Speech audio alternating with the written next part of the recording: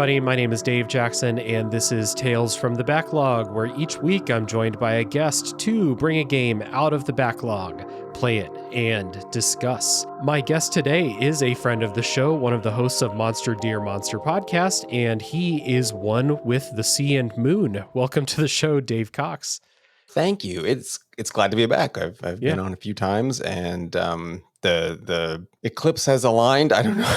I don't know where I'm going with that one, but I'm back on again. The eclipse is on my mind. We had a lunar eclipse last night. I stayed up until 2:45 in the morning to try and watch it, and then I fell asleep like 10 minutes before totality. Oh no! And I'm really tired because you of missed that. So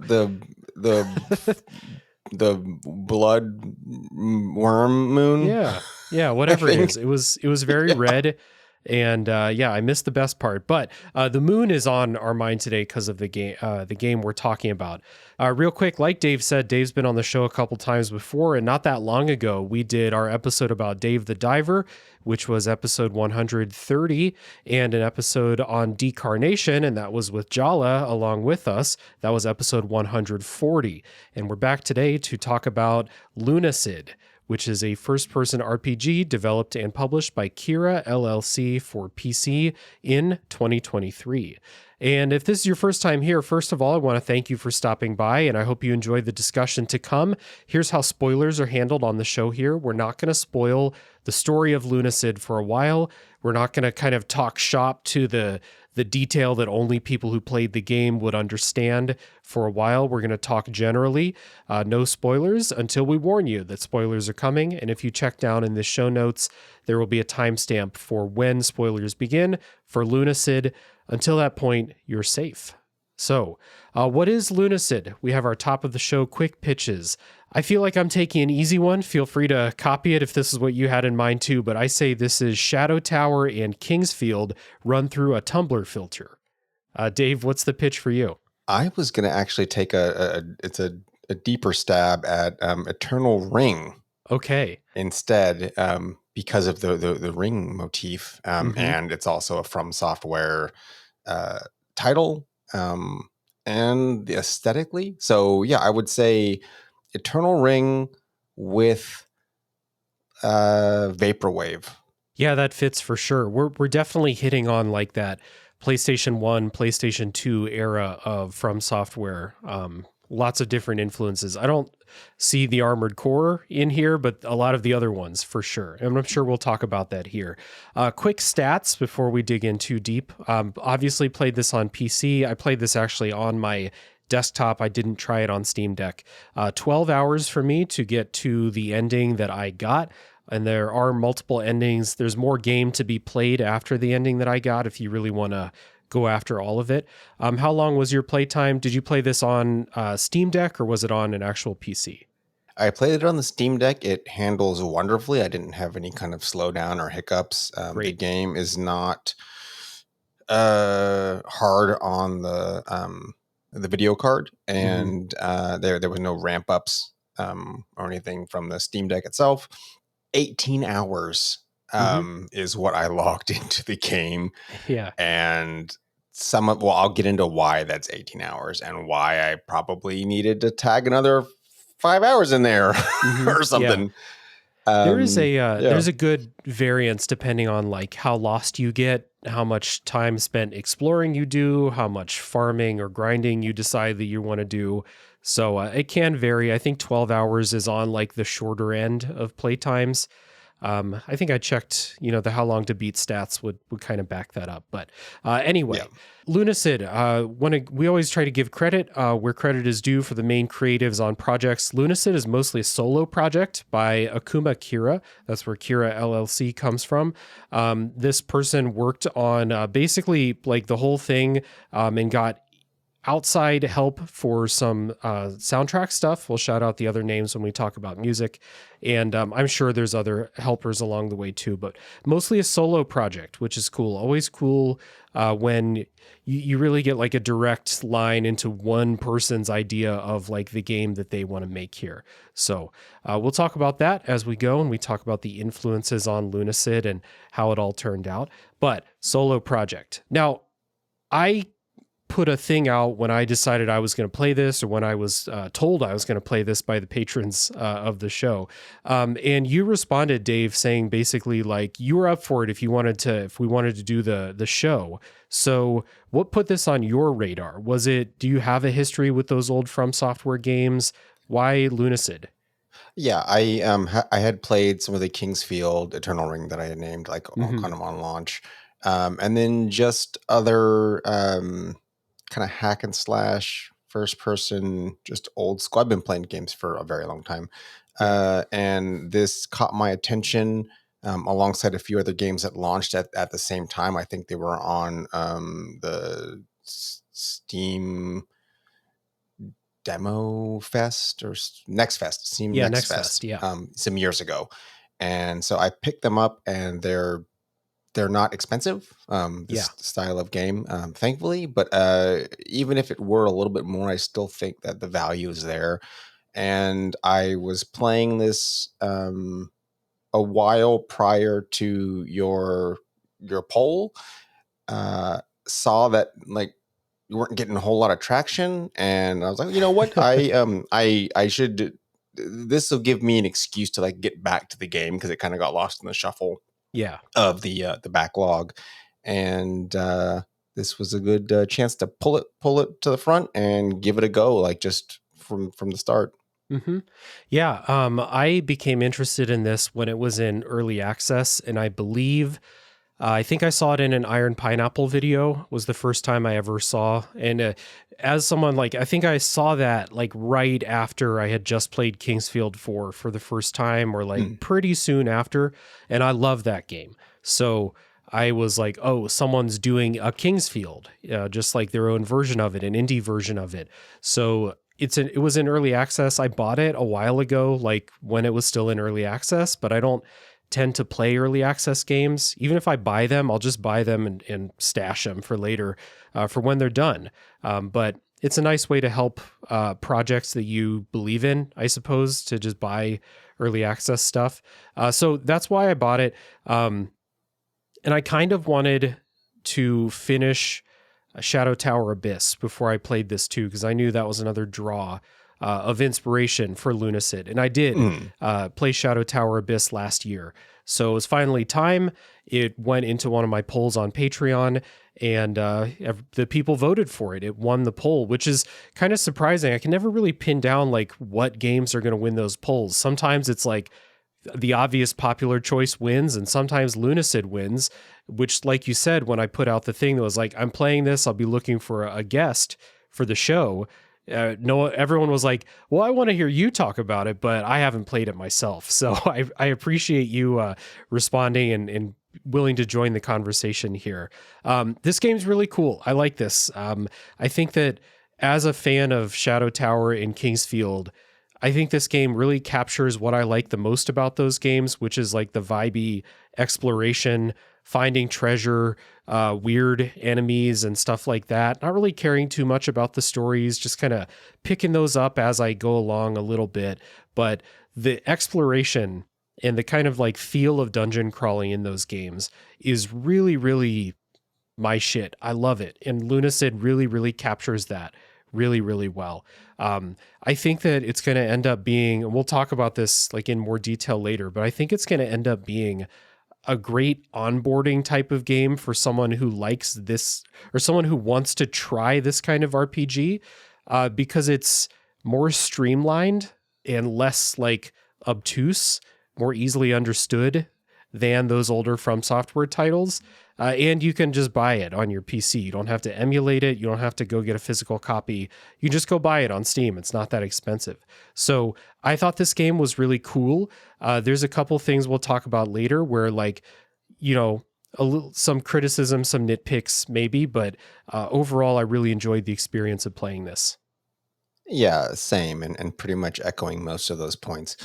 I will say that as far as like the onboarding issue, this game, the general exploration vibe, it's there. That's kind of what you're doing. But what I think really helps with this one in particular is that it is a low stress game where that's not quite the case with Kingsfield and Shadow Tower a bit. Like there's Mm-hmm. the threat and then not knowing what's around the corner is more pronounced in those. And it's a little less in this. And I could appreciate that. And then we'll get into much later the bits that I think could use some extra polish. Mm-hmm. And yeah, I picked this up on early access as well. But when I started playing, it was when they did the full release. And then here's the major update that brings it to version 1. You know, big Mm-hmm. announcement. I was like, oh, that's a good time to play it because now the game's more or less, you know, it's done its cooking time. Yeah. And you know, now it's smooth. Mm-hmm.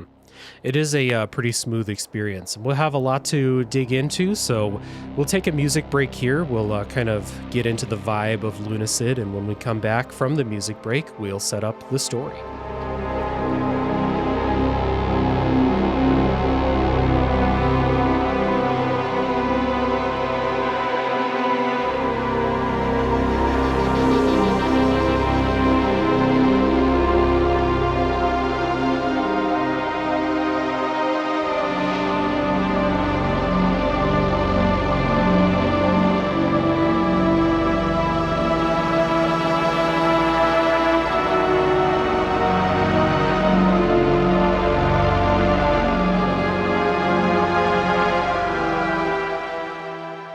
So, Lunacid begins by having you pick a character portrait, and this is part of the thing that made me put the word Tumblr in my elevator pitch. The character portraits that you pick don't really determine your stats too much. It's just like, what do you think your character looks like? Because you'll never see your character's face ever again.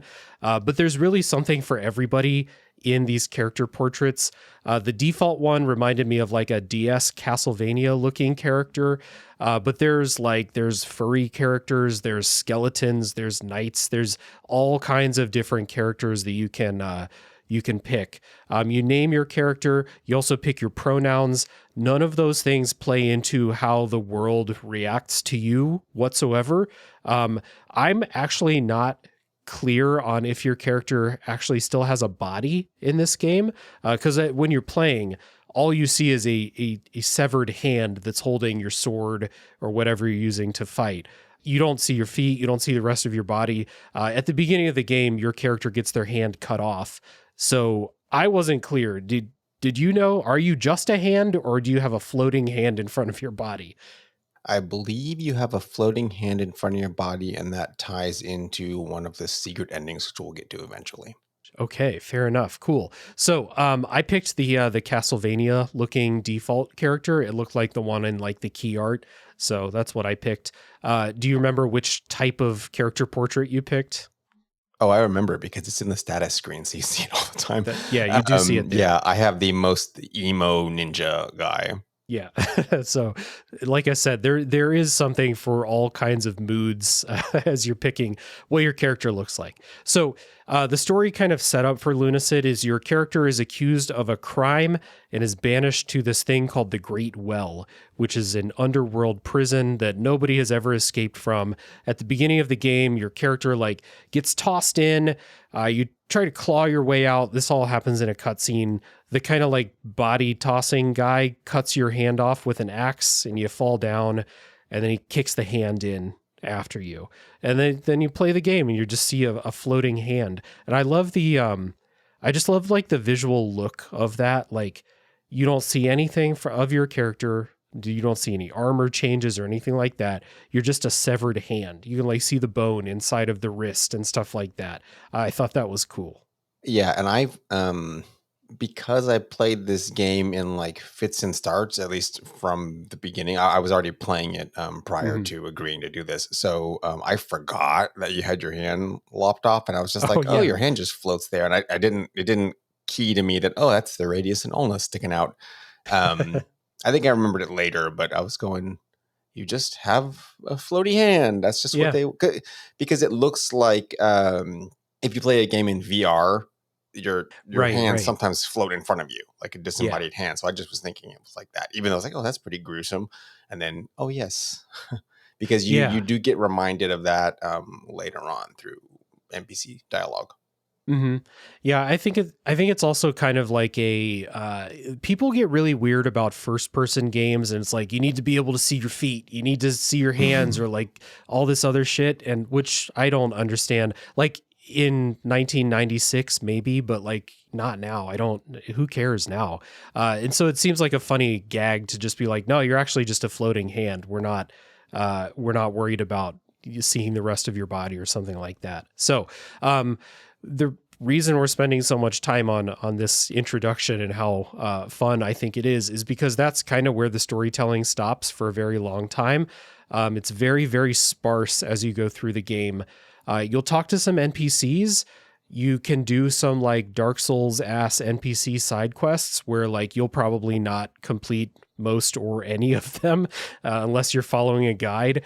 And they don't like exposit story to you, and you're not going to like listen to people monologue about what's going on. You'll talk to some NPCs and they'll be like, yeah, it's fucked up. You going to try and escape? Well, you go this way, I guess. Or you'll read like lore notes and books and stuff like that you find, but it is very, very sparse storytelling until the very end when they kind of like bring it all together and they're like, okay, we need to make sure you understand what's going on here.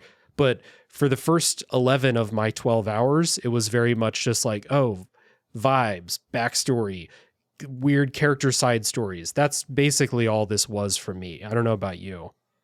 Yeah, so a lot of the lore that you find and then doing just talking to the NPCs, it's not fleshing out what you're doing. It's fleshing out Right. like the world outside of the well, which is like the well is weird, but then the world outside, which you don't ever see, is like really fucked up. Like Yeah. it's bad out there.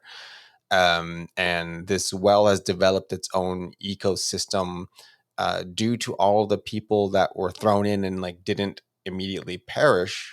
It's Hmm. like the people are tossed in if they're criminals or they just didn't someone didn't like them and they just chucked them in the well and you can't escape it, so you just might as well just build your own little house, Yeah. down in there. Those kind of character side stories are often like local as well. Like you'll go to a castle and you'll find side stories about the people in that castle. And Yeah. like you said, it's not stories about you. It's just stories about like, oh, what's going on with the family that lives in this castle or used to live here or something like that.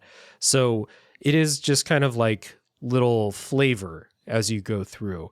And the other thing that's kind of interesting you might notice, and we'll get into later, of course, but like you're trying to escape this well, but people keep directing you to go down. That's the way to escape the well, is to go down, not up, which I thought was interesting. And things just get weirder and weirder as you go down, and you hear about this supposed dreamer that's down at the bottom. We'll talk about what that means, but that's kind of your goal, is to keep going down through these levels to try and figure out, okay, how does going down deeper, how is that going to result in me getting out of a well? That doesn't make any sense. But you will have that stuff explained to you as you go. Just kind of interesting to think about as you play. And it's a very lonely game, so you have a lot of time to wonder, like, what are these places? Why do I keep going deeper and deeper and stuff like that? Yeah. And the makeup of everything, so more like Eternal Ring, Hmm. and less like King's Field. There's very, very distinct biomes Yes. in this, and it they each have the feeling of an overworld. So while ostensibly there's dirt and cave above you, you could be mistaken, oh, the sky is up there somewhere, because it is dark in a way that's reminiscent of like a starless night, or just Hmm. if you filled the night with clouds. Yeah. Um and it helps that the draw distance is narrow, but you can see like they allow for specific lights or features of things to kind of pop up in the distance, and then as you get Hmm. closer that like becomes less obscure. Yeah. It's a very horizontal game in a lot of cases. And some of those places are so big, you kind of need waypoints to kind of work your way towards. I'm thinking about like the Blood Lake Yeah. in particular, where you will see points of interest glittering out in the distance. It might be really far away. It might take you like several minutes to just walk in a straight line there, but you'll at least know where you're walking in these big spaces. So put a pin in the kind of like visual presentation aspect of it all, as we'll talk about that very soon. But were there any other things about like kind of experiencing the story of Lunacid that you wanted to touch on here in non-spoiler time at least? Just that it is something where the stories themselves echo the state of like the world you're in. So everything does feel, it feels lonely. Mm-hmm. And the other thing is all of the stories are events that have like passed you by. They're all in the past. Yeah. So you're not, you're reading books and they're like diary entries of someone that just like had died and you found a skeleton and in a Yeah. book, if you're Mm-hmm. lucky. So everything has been happening for a very, very long time. There's not a specific timeline for any of it, but everything's apocryphal. Someone will tell you a story and it's like ages and ages ago this thing happened and people like kind of forgot about it, but I remember, so I'll tell you this. And then oops, Mm-hmm. wait, I forgot something, so it's probably like this. Yeah. But oh, it doesn't really matter, but just if you're bored you can listen to, I got some stuff to tell you. Mm-hmm. It is one of the very clear through lines between From Software's style of storytelling and this game. And, you know, even more generally, through lines between From Software's games and this game. There's a lot of inspiration, like outside of just the fact that this is a first person dungeon crawler from like very, very distinctly from Software's games, from the PlayStation 1 all the way to modern. And we'll talk about some of those maybe in the spoiler section, as they're kind of cool to like see for yourself the first time. But that style of storytelling of like you're coming to these places long after the events you're learning about have come to pass is a very From Software way to build out a world that you then kind of work your way through. There are other characters that you talk to, mostly ones that like inhabit your hub area called Wings Rest, that you go back to. That's where you go back to buy stuff, to do the alchemy and stuff like that. I didn't really like get a lot out of these characters as characters. They're more just like there's two merchant type characters and then one that just kind of says hi to you every time you go back. But the other characters around the world might be like tied to little side quests and stuff like that. They're just kind of like little pops of, oh, I'm talking to somebody and they're kind of interesting, or they have a weird design or something like that.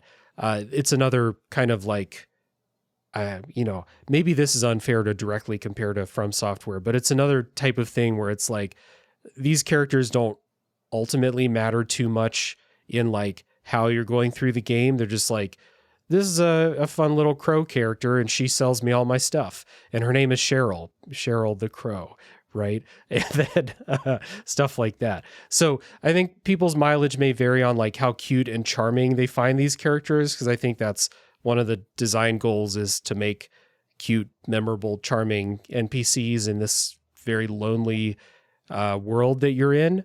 But yeah, that was a big roundabout way of saying there are NPCs. They are meant to be more cute than, let's say, FromSoft NPCs. But I don't know. Did you get anything out of them and their role in here? So two of the NPCs in particular that are in Wings Rest, they have lore specific purpose. Like their existence is told to you through the story that unfolds in quest Mm-hmm. lines and things you find out in the books or that you find out from another NPC that doesn't give any bearing on your story, but Right. there's still moments when if you're piecing together what had happened before, you go, oh, that's who that is. Oh, that's what they did. Mm. And that part's like really fun if you get to it. If you miss that, then yeah, they're just, oh, that's just the alchemist or the Yeah. bartender technically. Right. Yeah. Right. So that also kind of ties into like, one of my bigger things that I was like kind of confused and maybe a little bit put off by is I don't like the ending of this game. I don't not like there's multiple endings. It's not like I didn't like the end that I got, but they spent the entire game going through like a certain type of storytelling, and then the end, like before you fight the final boss, I won't say any specifics right now, became something entirely different, we'll say. And it left me a little bit confused, and not in like a what's happening kind of confused, but like a why was this the way that the direction that this took type of confused, which we'll talk about later. But it's I think it's important to mention because like when you think of like the story of Lunacid, this is one of the very few things that's like directly you watch this happen in a cutscene, directly told to you outside of what happens at the very beginning is the stuff near the very end. And that stuff was like weirdly, it felt like it was like put in there without being slowly introduced throughout the rest of the game. Like it felt jammed in. I don't know. There's nothing. It's not something where you see that and then you go back through the game and then, oh, you see, okay, I see where that. No, there's no foreshadowing. It's just like a rug pull. Yeah. It feels like it is a nod to the way that Nier and Nier Automata, those games handle storytelling, and what they do toward the end of those games, where it's these big reveal and you're like, oh, this whole time this thing was happening. But those games give you crumbs along the way, and it's very skillfully done in that aspect. Lunacid, unfortunately, the writing in regard to that it's just not there. There's nothing to justify that particular ending. However, that doesn't take away from the 10 of hours you spent prior to that. Like I No. don't feel like, oh, that just went out with like a wet fart. It's like, okay, that's what we're doing now, I guess. Yeah. No, I agree. And the way that the ending and like the way they kind of reveal like what the story actually is happens on multiple levels. And I think one of those levels is weird and confusing and probably didn't need to happen. And the other one is like, oh, that's kind of cool, kind of interesting what they did. And it does kind of recontextualize other stuff that you did throughout. We'll talk about all this later, but just kind of planting that as something that, if we're talking generally about the story of Lunacid, that's the way that I was left kind of feeling about it here. So kind of tough to talk about it too much without getting into spoilers. So let's take a music break. We'll come back. We'll talk about the presentation here.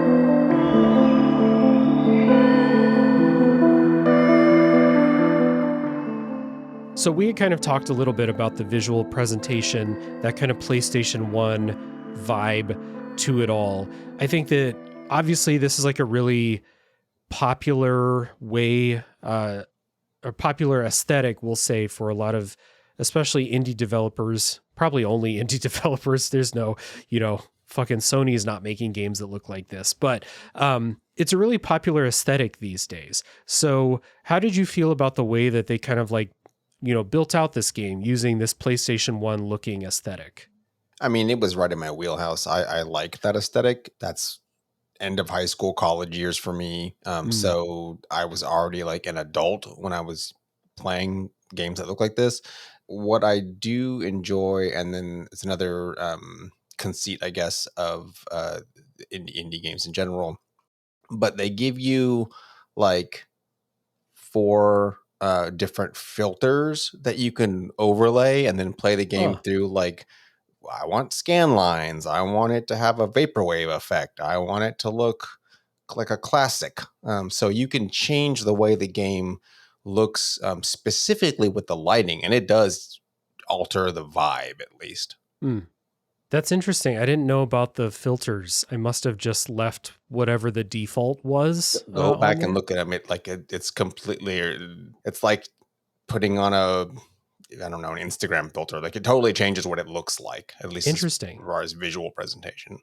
Doesn't change the graphics themselves, but the Right. lighting. Yeah, but that's cool because one of the things that I really liked, like within this kind of old school aesthetic that they're working with visually, is I think that the art direction, the lighting, the way that rooms look and stuff like that is really, really, really good. Like I took a lot of screenshots in this game because I would enter a room and be like, "This is fucking cool in Yeah. here."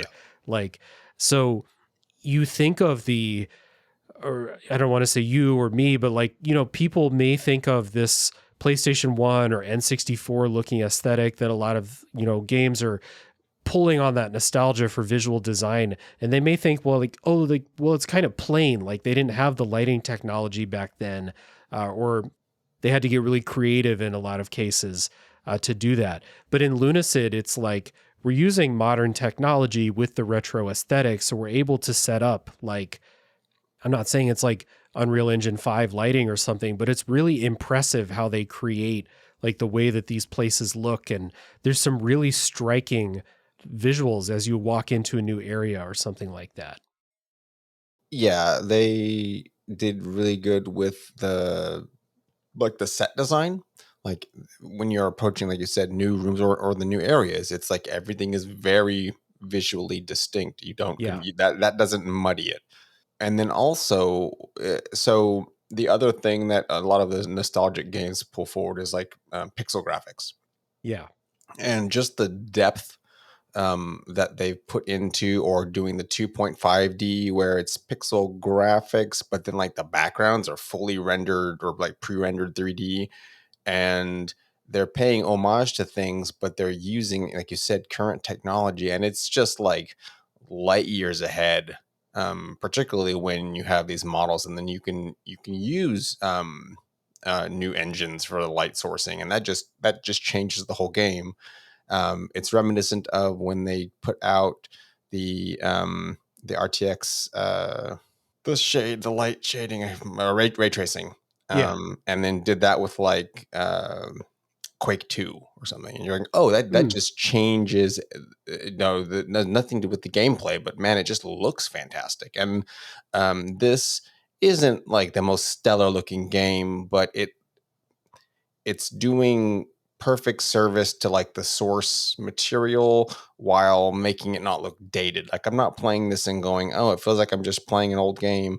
And some of that has to do with the controls, Hmm. because it's a little floaty, but it's still precise. And the big difference between this and any of the Kingsfield, Eternal Ring, or Shadow Tower is that your analog stick is a full like 3D move. You're not using shoulder buttons to look like tank control to look up and down Yeah. and Yeah. strafe. That's the biggest, I think, improvement, because Hmm. if you have that full control with the analog sticks, it makes it so you can make use of the character's movement speed. And I think we'll get into that in a little bit, because you mentioned the walking speed and then your traversal of like Blood Lake. I Yeah. think is definitely different from when I was playing that area. Probably. Yeah. With, on the subject of the way it looks, I definitely agree. Like, I think that Quake 2 with ray tracing is a great kind of like comparison point. Like, it doesn't look like a real PlayStation 1 game. It looks a little bit better than that. It reminds me of the vibes of playing like those PlayStation 2 FromSoftware games, or even Demon's Souls in some of the areas in Yeah. the game here. So it definitely like it feels more modern than it actually like the inspiration is kind of drawing from, which is cool. I don't think there's any reason unless like your design goal is to make an authentic PlayStation 1 game, I don't think there's any reason to hold yourself to the technology of the time or the what they could do at the time or something like that. This game just looks really great despite being, low poly and, lo-fi as it were. One other like presentation thing, well, two other things, one at a time though, is I think we had kind of talked about this a little bit as we were like, we had a little chat going as like, I got to this area, oh, I'm in this area, etc. And both of us had kind of mentioned like, I got to an area that felt like a horror game. All out of a sudden. And this is not a quote horror game, and I don't think it's a scary game, but it can get what I call atmospherically spooky, like the way that FromSoftware games, they're not horror games, but they can be spooky. They can have kind of like the very dark and very oppressive environments. And this game had some of those too, where I was like more on edge. A lot of this game is very, very chill, kind of going through, we'll talk about the gameplay reason for that in a little bit, but like it is a very chill kind of vibes game for a lot of it. And then you'll get into some of these areas where you have to like sit forward and like really take note, creep around corners because you don't know what's there. It's dark, it's vibey and spooky. I think this is cool. It shakes it up and they do it really well. Yeah, there's definitely several areas where um, in one of them in particular is in part due to the lighting or lack thereof, definitely makes things more tense because not only is the area itself dark, but the enemies you face are harder to see. And you Yeah. start just getting kind of attacked out of nowhere, and they're shaving off like, oh, there goes 3/4 of my health in Hmm. a hit from I don't know where it came from. So that is like an artificial way to kind of ramp up the scare factor, and I'll explain that a little bit more when we kind of cover that particular area, just Hmm. because there's other things that come into play that change it up through like your own you have agency. Yeah.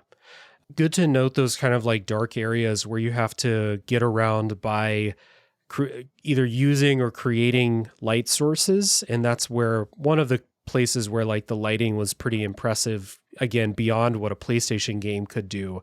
When you pull out a torch or if you use a spell or have a lantern or something like that, the way that it lights up the area around you and stuff is cool and adds to that kind of like spooky vibe of like, I'm exploring a tomb right now by torchlight and I need that torchlight because it's pitch black in here otherwise. Like that stuff is really cool. So I will say, with regard to the lighting engine, the effects of various different things that have a radiance to them Hmm. change the light. You're not like, oh, a light source is on. That's what that looks like. No, if you have a torch, it's one thing. If you have a spell that illuminates, it's like everything has a different radius. Yeah. So some things are better than others at lighting things up, whereas others have a more ambient glow. And unlike, say, Dark Souls or Demon Souls, where your own body has an ambient glow, you don't have one in this. So if there's Right. no light source, Yeah. it is pitch black. That's a good call. Yeah. And there's environmental lights too, like lanterns and stuff. And if you, if you knock those out, if you break them, it will drastically affect the lighting in the room that Yeah. you're in too. Yeah, they're So permanent. They're permanently out. I think yeah, even if you which rest. you can use to your advantage if you want to kind of keep track of where you are and where you've Yep. been before. But you will make the room darker, so there is that too. The other thing, talking about darkness especially, is what's waiting for you in the darkness. And I think this is a home run win for this game. Is the enemy designs are great. Whenever you find new things to fight, it is a lot of times it was kind of like, I don't want to be fighting this thing. It looks scary, or it's really big, or something like that. But the enemy designs are weird. There's great skeletons and many varieties of skeletons. But you're not just fighting skeletons and goblins and orcs and classic fantasy enemies like that. There's a bunch of weird shit that you fight in this game. They all look cool. There's some real weirdos, And sometimes you're like, is that the front or the back? Okay. Yeah, yeah, Oh, yeah. so system wise, this game, there was something similar that I wanted to bring up. I don't know what it is. The enemies have like destructible limbs Yes, yes, they do. and enemy specific weak points where if you aim at them, then it'll deal like critical damage. So that plays into while I said the controls are fluid, the aiming is a little harder than you think it might be. You do have a reticule on the screen, but it's very, very faint. Mm, And that is very specific to like your swings and your strikes with different weapons. The hitbox is tiny, so your weapon has to hit like that one little part. And we can probably talk about the weapons in a little bit because those are very specific and all very individual. hmm. Yeah. So visually, cool game, cool spaces that you're working through, and cool looking enemies that you're fighting. And then on the sound side of things, the music is done, some of it by Okuma Kira, but also contributions from others like Jaren Christ and Thor High Heels. And there are a couple others on the soundtrack that have, I think, lesser involvement in there, maybe just a few tracks. I think the music is part of what like sets this slightly different vibe, I think, for this versus a From Software. For example, the From Software games often don't have music, especially like the modern ones won't have music as you're going through a level. I mean, Elden Ring kind of brought that back, but Kingsfield 4 had that, and then the Souls games don't. It's just quiet as you're going through levels. These levels in Lunacid have songs that are playing in the background, and a lot of it is kind of like reserved, like synthy type songs set this really thick atmosphere as you're going through. But there are a lot of like very melodic songs as you go through too, and it's kind of a showcase of different tastes from those different composers that collaborated on this soundtrack. But you see like a dungeon crawler type of game and you might think like it's just going to be like way in the background, just kind of setting a tone, very light on melody or something. And that's not what Lunacid is. There's like very distinct melodies and songs and stuff like that. Yeah, I so I played this game. My gaming time is limited, and I played it like in the hour or so before going to sleep. So I Hmm. had the sound off for Gotcha. 90% of them. I've heard the song in, I think, the castle, and then the Yeah. rest of it was just it was on mute. That being said, because of the nature of the game and the nature of the enemies, having it on mute was not a detractor to like being able to play the game. Right. That castle song's a good example of that kind of like, if I'm remembering right, it's very melodic in a Yeah. way that we wouldn't expect from a game like this. I don't remember if the Castle song has this, but there's a lot of songs that also have like, so they have like a melody to it, and then they'll have like a lo-fi hip hop beat behind the melody too. So it's definitely a very different tone when those songs are playing, compared with like the quiet of a Dark Souls or something like that, or even another dungeon crawler that would probably have like a more atmospheric type of sound behind it. I called this Lo-Fi Beats to Dungeon Crawl 2 when I was talking about some of the music in here. So it's different, but the music is good. Like I really, really like this soundtrack across the board. Kind of a shame that you missed out on it. Yeah, and it's something that I can pick up. What I do really enjoy about this because it's there's visual keys. So every time you're in a new area or you're approaching uh, something more difficult, like it's not necessarily a boss, but the composer and the track will pop up on the screen and let you know Yeah. that like not. So I always knew, oh, I can imagine what this music might be like because it told me a new song was playing, which Right. also keyed me in as I got to a new area. It's not just like the loading screen doors. I could, oh, okay, there's something's coming up because the music popped up. Hmm. Yeah, I do like that. Like it's not game breaking. It doesn't bring me out of the experience. I think it's cool to pop up, especially because it's a collaborative soundtrack. It's cool to show the name of the song and show me who made the song. Like, I don't mind. I wasn't brought out of it. You mentioning kind of visual clarity reminded me of the sound design, which sounds like you missed out on too. You missed out on some very video gamey sound effects as you're playing. Like, there is a very clear and very video gamey sound effect when you break a body part on an enemy, or when you get a critical hit, or when you find an item, or when you load up the game or something like that. Like, there's a very reserved tone to like a lot of the places that you're in and some of the songs, but when you're actually like doing video gamey stuff, it's video gamey sound effects, which was very cool. Like, it was cute to hear those. And that's something, the tone of the game, again, I kind of want to hammer it home, is that it's chill. It's not stressful, barring a few places. And it's all about like exploring at your own pace, and understanding that you can, like, at any resting time, go back to Wings Rest and just kind of chill. Because no one there is, they're not like sad. And that's the thing, is the vibe of the characters isn't sad resignation. They're just like, this is our home now. We can't go anywhere else, so we're just gonna have fun. They're not partying, but they're just chilling out. And so it's a very specific respite from your not so harrowing adventure. I mean, yes, it is life threatening when you go about and do your dark work, trying to work your way down the well, but it's kind of sedate. And then you come back to Wings Rest to stock up, or just to sit and to listen to some weird little stories. Yeah, I think that's a good point to take another music break. And when we jump back into the gameplay after the music break, we'll kind of talk about, like, we've talked about the aesthetic reasons why this is a pretty chill game, but we can talk about the gameplay reasons why it's a pretty chill game as well. So we'll enjoy the music, and we'll be back soon with that.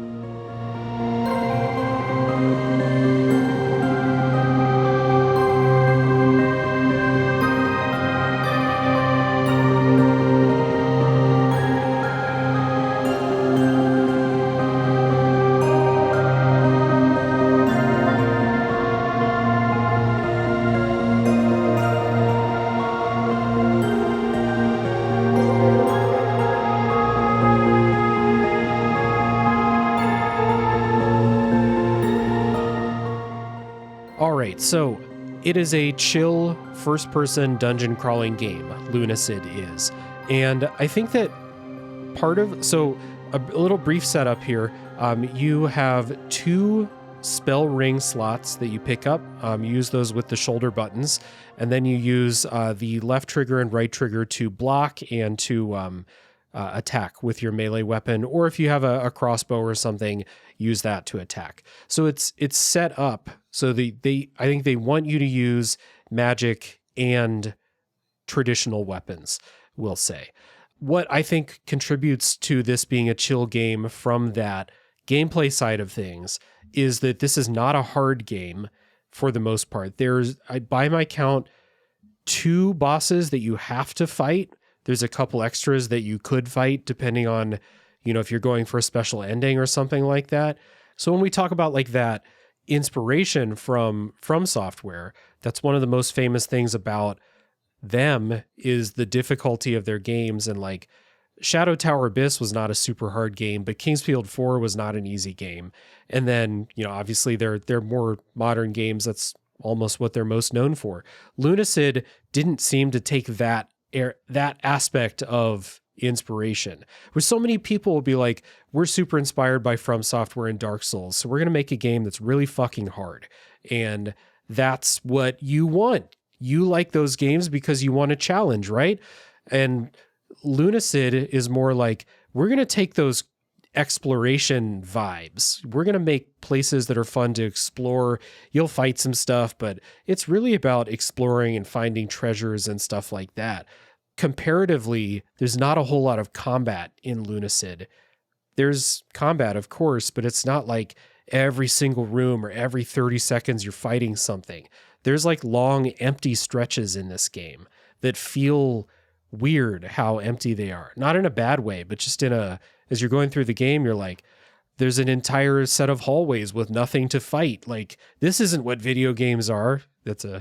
I enjoyed that kind of tone to it. That's what I think makes this a chill experience. Yeah, for sure. And that is one of my, if I was going to put a negative thing that I wanted them to like, I don't want them to fix it.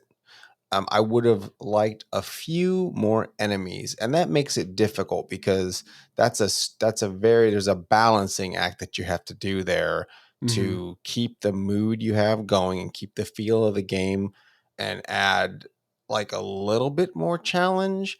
But at the end of the day, like I was happy with what existed. So it's not something where I'm like, oh man, I really wish every hallway I went down had a skeleton in it.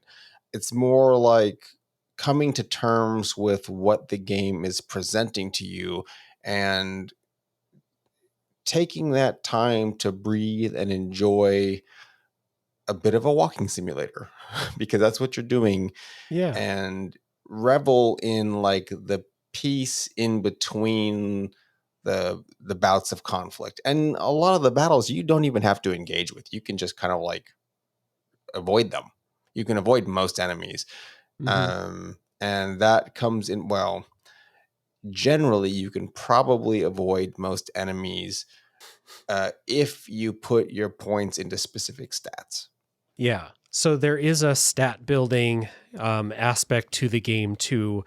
And this is pretty streamlined. Like, I didn't count them, but if I had to guess, I would say there's like maybe 6 or 7 stats to put points into. You basically have like your RPG standards, health, resistance, strength, dexterity, intelligence, and then like a couple others. I think like there's a luck stat and speed and agility. So maybe like 7 or 8, something like that, which is very, very different from, I just played Shadow Tower Abyss recently, and there's like 55 fucking stats in that game.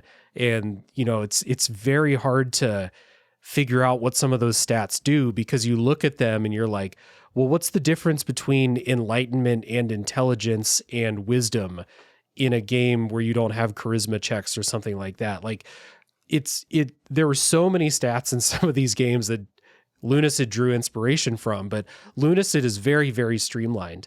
And one of the things that I think like people might be a little let down by if they're looking for like a hardcore RPG experience is how streamlined this is and how kind of like bare bones some of these RPG systems end up being. Like, you only have a little bit of stats. You have very standard leveling up system.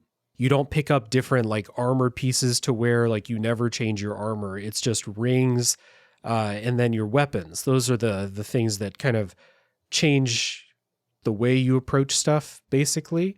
And then you have your magic spells. So I didn't mind this. It seemed enough for me. I'm not a character build sicko anyway, so like I don't mind when I have a very simple system here. What did you feel about this? Yeah, this was a nice break from all of the like min-maxing and doing that. That being said, so when you pick your character class, of which there's like 8, maybe more, there's a lot of character builds you can pick from. And basically what those do is place an emphasis on 2 or 3 of the stats at the beginning that'll have a few more points than like the baseline of the other stats.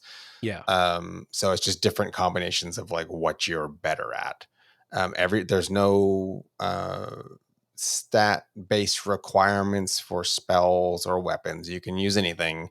They'll just be less or more effective depending on your stat loadout. And they tell you specifically, this one will do better with X stat, or a Y stat. And generally it's like strength, dexterity, and intelligence. Those are the three stats that will impact like a particular weapon. So your strength is all the melee weapons for the most part. If it's something that can be thrown or a ranged projectile, that would be your dexterity. And then if it's a spell, it's your intelligence. And then the intelligence also, of course, affects your amount of mana you have. The defense stat will give you more HP, but then also raises the amount of damage you can negate when you're blocking. Yeah. And they really explain that. Like if you click on the stats during, while leveling up, they give you very clear explanations of like all the things that these stats influence.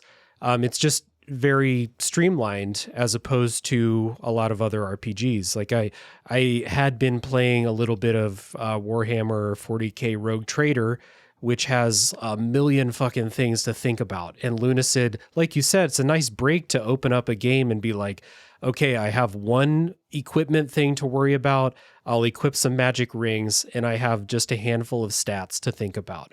The criticism that I would have of this, and I wonder, I think you might agree with me here, but I wonder what you think, is since the setup of your equipment is weapon plus 2 magic rings, and I think the way that some of the harder combat encounters go, including boss fights, I think that this game really, really supports magic builds, and I think that it'd be really hard if you spec'd for anything that's not directly magic or ranged damage. I think that a melee build in this game would be really difficult unless you put all your points into like strength, defense, and vitality. But that would kind of take away from the magic rings. Like your magic would suck if you didn't put any points into that.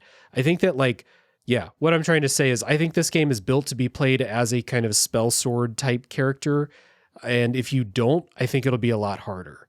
I will agree. And that is primarily because I picked the Shinobi class, and your three above, but like your 3 pro stats are strength, agility, and dexterity. So that being the case, as I leveled up for the first, 10 or 15 levels, I only put points into those 3 things. Yeah. And I found I was having a very tough time. So your agility stat, the only thing that changes is your movement speed. Like it doesn't have any other benefit. You have a stat that's just called speed that does your movement speed. I think agility works with jump, doesn't it? No, wait. The dexterity is jump. It's jump and your ranged weapons. Okay. And then your agility one is just your running speed. Or your walking speed. Doesn't give you any other bonuses. Gotcha. And then strength is, of course, your melee. It's your melee and your total damage. So with any weapon, you're going to be doing more damage, but it's incremental on things that aren't a melee weapon.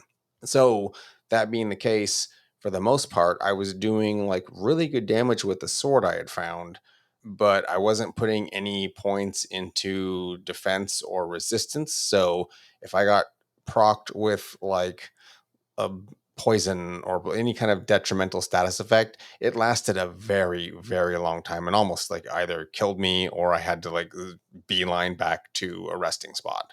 Yeah. I guess the other criticism was the economy in this game is kind of weird because if you're not grinding, you don't have the money to like buy stuff. And if you don't have the ingredients. Well, real quick, the thing with the level ups, I guess, is if you do pick like what they do is they basically give you like a starting boost in certain stats.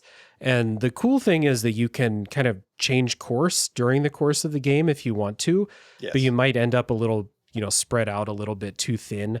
I kind of realized at a certain point in the game that I should start putting points a little bit into other categories. I was using a crossbow a lot, so I put some points into dex just for a little bit of extra damage there. So you can kind of course correct if you want to, but obviously you need to like figure out what you're doing at a certain point and then kind of in that old, FromSofty kind of way, like you really focus, those are min-max games. Like you really only focus on 3 or 4 stats that are most important to your character. Everything else is irrelevant to you.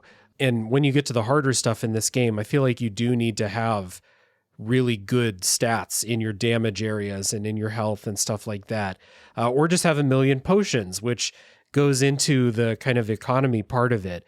So like there's stuff that you find, enemies will drop stuff, there's pots to break, and there's treasure to find that you can, use to get money and crafting ingredients. And I don't think that this crafting system is very compelling. It's all trial and error to figure out what you can make outside of basic potions. And I actually looked at the list of like the stuff that you can make through trial and error, and none of it sounded that interesting. So I just didn't fuck with that at all. But you do need a lot of materials, and then you'll need money to buy new weapons. And or if you just want to buy potions, they get more expensive the more you buy. So you need to end up with a lot of money. The thing that like kind of turns this from, oh God, this sucks, in my opinion, to I can live with it is you get ingredients by breaking plants around the world, or breaking pots and stuff like that. And your weapons have experience. So like you can upgrade weapons, just they have a little experience bar when you hit stuff, not walls, but when you like break plants or fight enemies or something, they gain experience. And you can get experience by cutting down those plants that give you the crafting ingredients. So it's kind of grindy. It's kind of tedious to go into a room and be like, oh, there's like 15 of these plants. Well, I'll walk around with this weapon I'm trying to level up. I'll cut all of them down. I'll gather the ingredients. But that kind of killed 2 birds with 1 stone. I ended up with crafting ingredients, and it helped me level up my weapons faster. So that was the thing that turns it from like, I still don't think the crafting system is that engaging or interesting, but that was the thing that kind of turned it into something I can just deal with rather than, oh God, this is holding me back. Yeah, I enjoyed the crafting system in as much as every time I found a new kind of drop from something, I would make my way back to the alchemist and then see if that combined with something, because it's a round of 3, like Yeah, 2 of something, 1 of another. Any 3 combinations can result in something, maybe. And possibly. there's like, I don't know, 20 recipes, but I did do that enough to unlock almost all the recipes.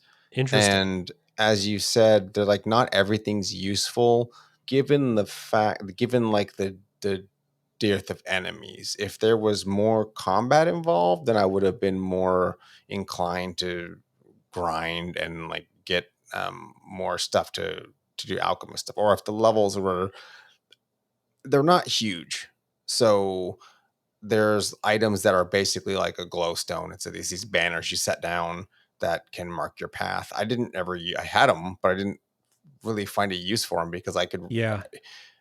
exploring the way I did, which is why I was at 18 hours, because a lot of it was me just checking every corner and humping the walls because Oh, there's a lot of secret walls. so many secret walls. Yeah.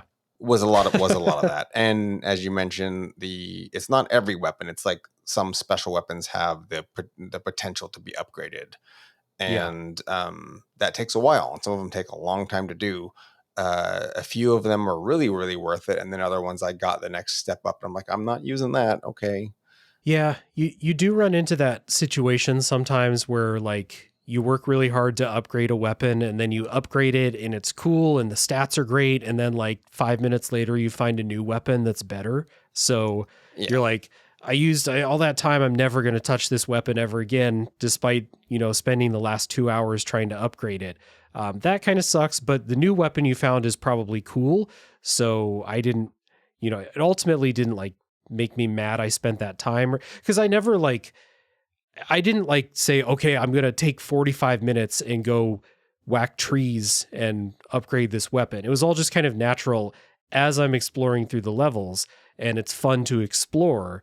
I will use this weapon that I'm trying to level up to break all the pots that I find. And then eventually I'll get to the point I can upgrade it. But it was like, I'm going to use this. I'm going to break all the pots because I'm trying to upgrade it. But if there's a vampire, I'm going to switch to my good weapon that I actually want to fight with, you know? Yeah, because you can equip 2 weapons at a time. No, I specifically, every time I picked up a weapon, I'd go into the little stat screen, look at the equipment, and it tells you right there if there's a bar for experience or there's not. Yeah, right. And then if I saw one, then I went and specifically just because if you go to an area, you can rest at the little resting crystals, but if you warp back to like if you just click that same area again, it'll reset the area. Right. And then I just go out and basically I sat in the sewers and just farmed rats over and over and over. And because there's like, I think 12 pots on the way out and then a bunch of rats. And I just made that, or slimes and rats, not rats. The rats don't give me anything. The slimes. And then did that over and over again for like, I don't know, 5 different weapons. Cause that was just my little path. And I'm like, oh, I have enough money. The other thing about the economy is that there's a few weapons you can purchase in stores, which are some of them are special weapons. They're very expensive. So I bought all of them, which meant I never had any money. So I couldn't stock up on potions without like, oh, I need to remember where one particular weed is to go grind to get the stuff. I just didn't have any potions. So that hurt me in the long run because while I had a healing spell, even with like 60 plus magic points, because I eventually like, I found a weapon that I really liked and it required magic. So I just stopped putting points into strength and dumped everything into magic to make it like I needed more MP to use the spells and things. And in doing so, I just like didn't have any money and I didn't have any items. Even 18 hours in, I'm like, I know I bought the really expensive stuff, and I was like, this one's 150 gold or silver. And that's a lot when like a potion's like 9 or 12. Yeah, it is a lot. You get like a drop of, hey, you have 1 silver after killing like 10 things. So that's my other criticism, and it works for the game, but the drop rate percentage is abysmal for anything. And monsters can drop a material, money, and I don't know what the rate is, but it's probably like 2% of them dropping like a weapon. Yeah. Probably higher, maybe like 10%. But you don't know which ones do what. And I ran across a couple cool weapons just from accidentally going back to an area, and then whoops, I killed like 5 of this guy, and hey, they dropped a weapon. It feels like something to like give variety to different playthroughs as far as those like random drops, rather than something you can count on getting drops from enemies. It was more just like, hey, if I kill it and it drops 5 silver, that's cool. And if it doesn't, that's also cool. They don't most of the time. And I may have gotten like 1 or 2 weapons or magic rings from enemy drops in the entire game. It's not something that like happens with regularity.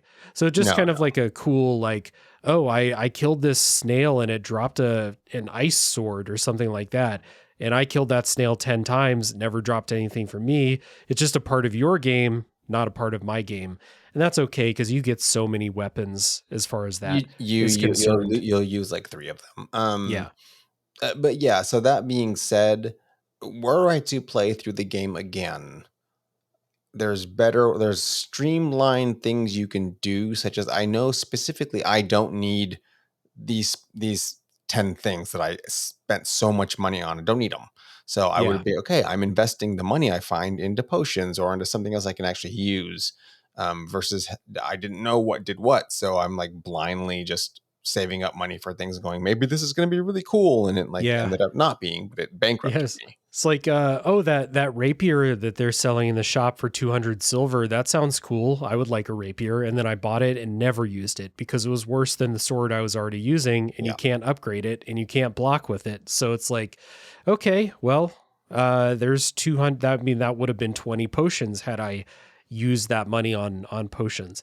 I didn't run into that particular issue like in the long run, but I can see how it could happen. So it kind of is unfortunate that it turned out that way. One other like big thing about like the experience of playing Lunacid, like you said, it is more exploration focused than combat focused. One of the big parts of that is this focus on nonlinear design and shortcuts and secrets that you can find. Like you said, the Kingsfield Shadow Tower Abyss, literally humping the walls as you move through, just hammering on the button to kind of like the interact button, hoping you'll pop a secret wall. One of the cool things in Lunacid is if you're standing in front of a wall and there's a secret door, it will put a little question mark down in the corner. So like you'll still have to do the wall humping thing, but you don't have to hammer on the A button Yeah, the you're just entire like time. you're like sliding your crotch Yeah. along the wall and to find. Sliding, yeah, facing the wall, Yeah. sliding through it, yeah. And then looking for that little pop-up to say there's a door. But there's so many secret doors. It was very reminiscent of Shadow Tower Abyss, where there were individual levels in Shadow Tower Abyss that would have like 20 or 30 secret doors. And there's a couple levels in Lunacid like that too, where it's like a sequence of like 5 secret doors that will get you to a secret NPC, or sometimes an entire new area. There was one area of the game that I never found, like possibly more. There was one area with a warp crystal that I never found when I was looking at like the fast travel screen. And obviously it wasn't required because I beat the game. I fought the final boss and all that stuff. That's cool. It's cool to have exploration be rewarded with entire new levels to explore, because that's the treat. When exploration is the name of the game and exploration is the most fun thing to do, it's a treat to get a new level to explore, even if it's not on the golden path. That was probably one of the doors and finding what's behind them, or like as you said. So it's not like, oh, there were 5 different doors. There was 5 doors behind another door, Yeah. like hidden. Yeah. And it's just fun.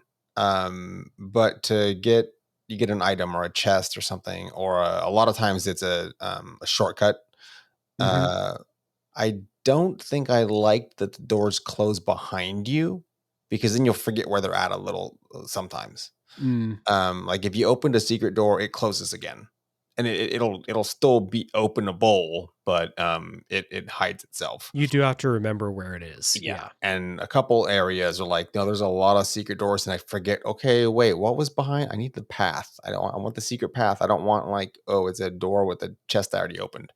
Mm-hmm. And then a few times it's a whole, like you said, a new level or a new zone was behind like a secret. And that's the real fun part. It's cool to find, oh, a special magic ring, but oh wait, no, I found this other area. And what this game I think excels at is it's more or less linear. I mean, you can't really stray from the path and not have it wrap back around.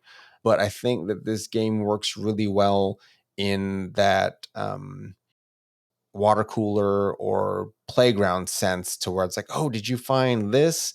And it's like, oh yeah, XYZ is behind this particular wall, or oh, go talk to this guy 5 times, and Mm-hmm. it's fun little things like that. Or so I ended up ultimately I looked at the Lunacid wiki. It's actually pretty good. I looked at it twice, specifically because I got stuck on one area and I Mm-hmm. didn't know how to proceed. And that's where some of that 18 hours went, because I was running around trying to figure out what I needed to do to progress. And Yeah. it was obtuse.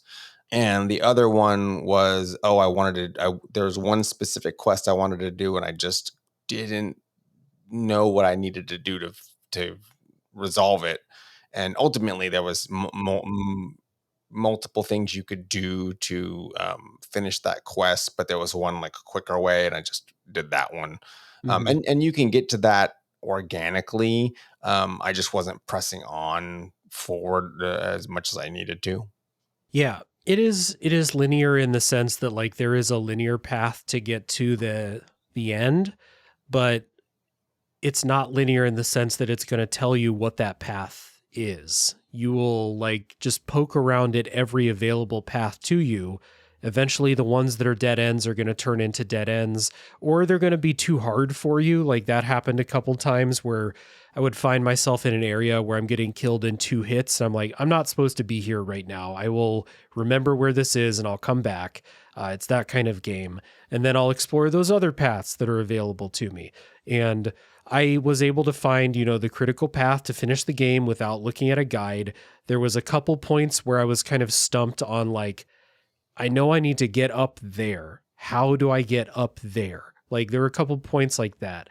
But one of the cool parts about this game too is it's simple from that RPG perspective that I kind of talked about. There's not a whole lot of stats. There's not a whole lot of items, but there are cool ways that you can kind of like bust open the level design, bust open places that your access is blocked to. Maybe a ledge is too high or something like that. There are ways built into the game where you can just overtake those obstacles that, maybe something, for example, like if you put a bunch of points into the stat that governs how high you can just jump up and over stuff that you're not supposed to, I say not supposed to, but obviously they built the game this way. They're allowing you to do this, but not in that restrictive design sense where it's like, we're going to put, a waist high wall here and your character cannot just step over that wall. Lunacid is like, hey, put enough points in to jump, just jump over it. Who gives a shit?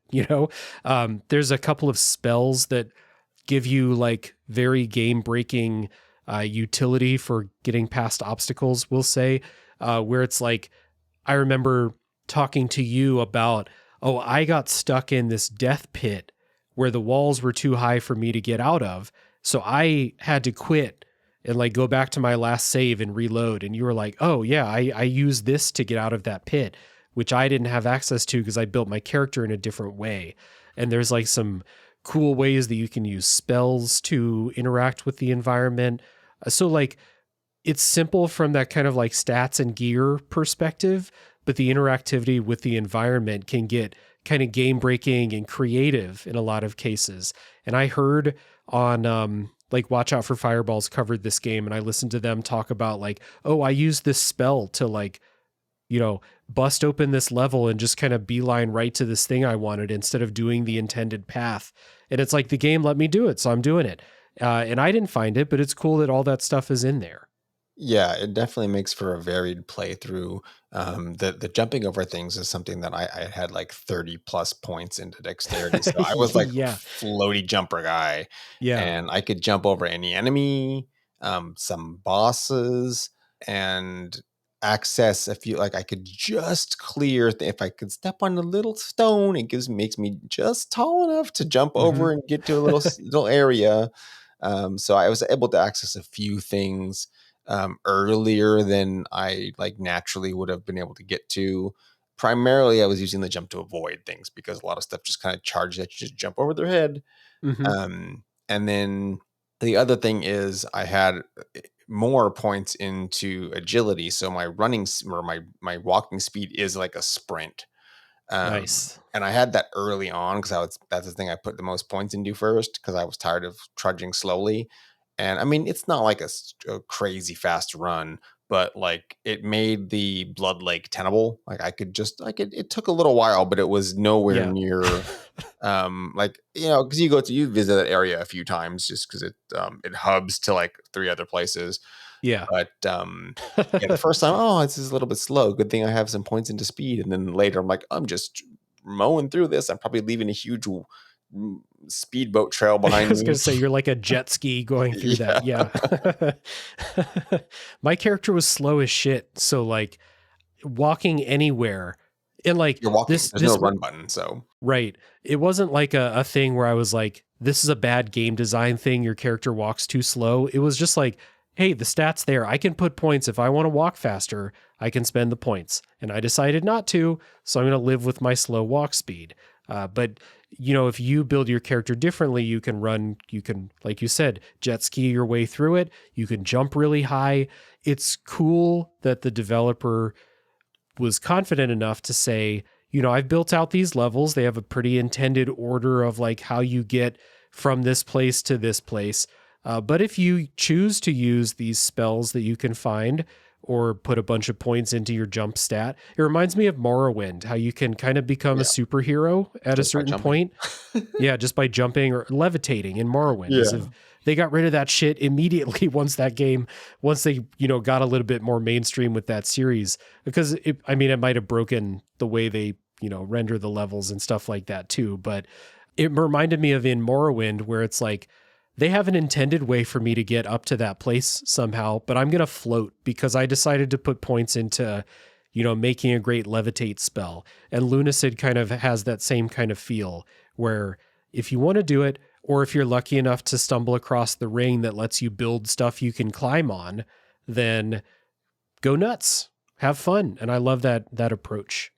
Yeah, and what's nice is while that those things are included, they're not like it's not like a game breaking hall pass.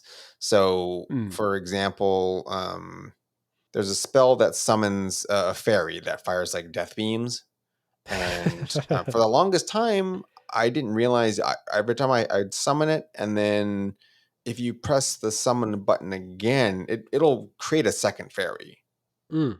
But I didn't know, and I just was like, I did it once, and like it says it summons fairy. Not I can spam the spell because you sort of learn that most of the spells have like a ridiculous cooldown time, or I have a there's a floating sword.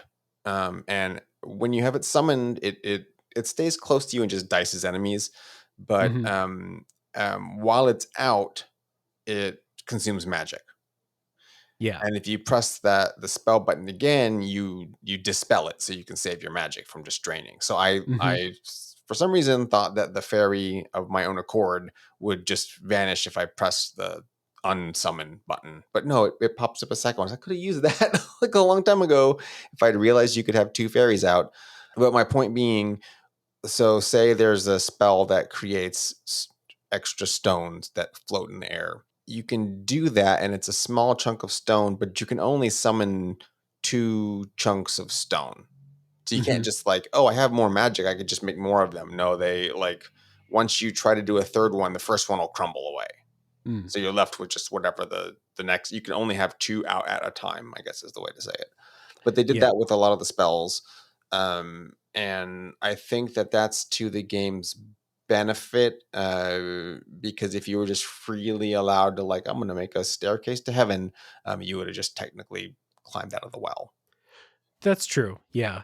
I wonder if there's like some combination of spells and stat allocation that lets you kind of like approach that upper limit. Probably not, but it is Yeah, interesting to think about. There is just enough creativity in the way you use the stuff that you find to like just let you wonder, when you get into a place, it lets you wonder like, can I do something to, get over this obstacle, yeah, or can I do something to get up to that ledge up there?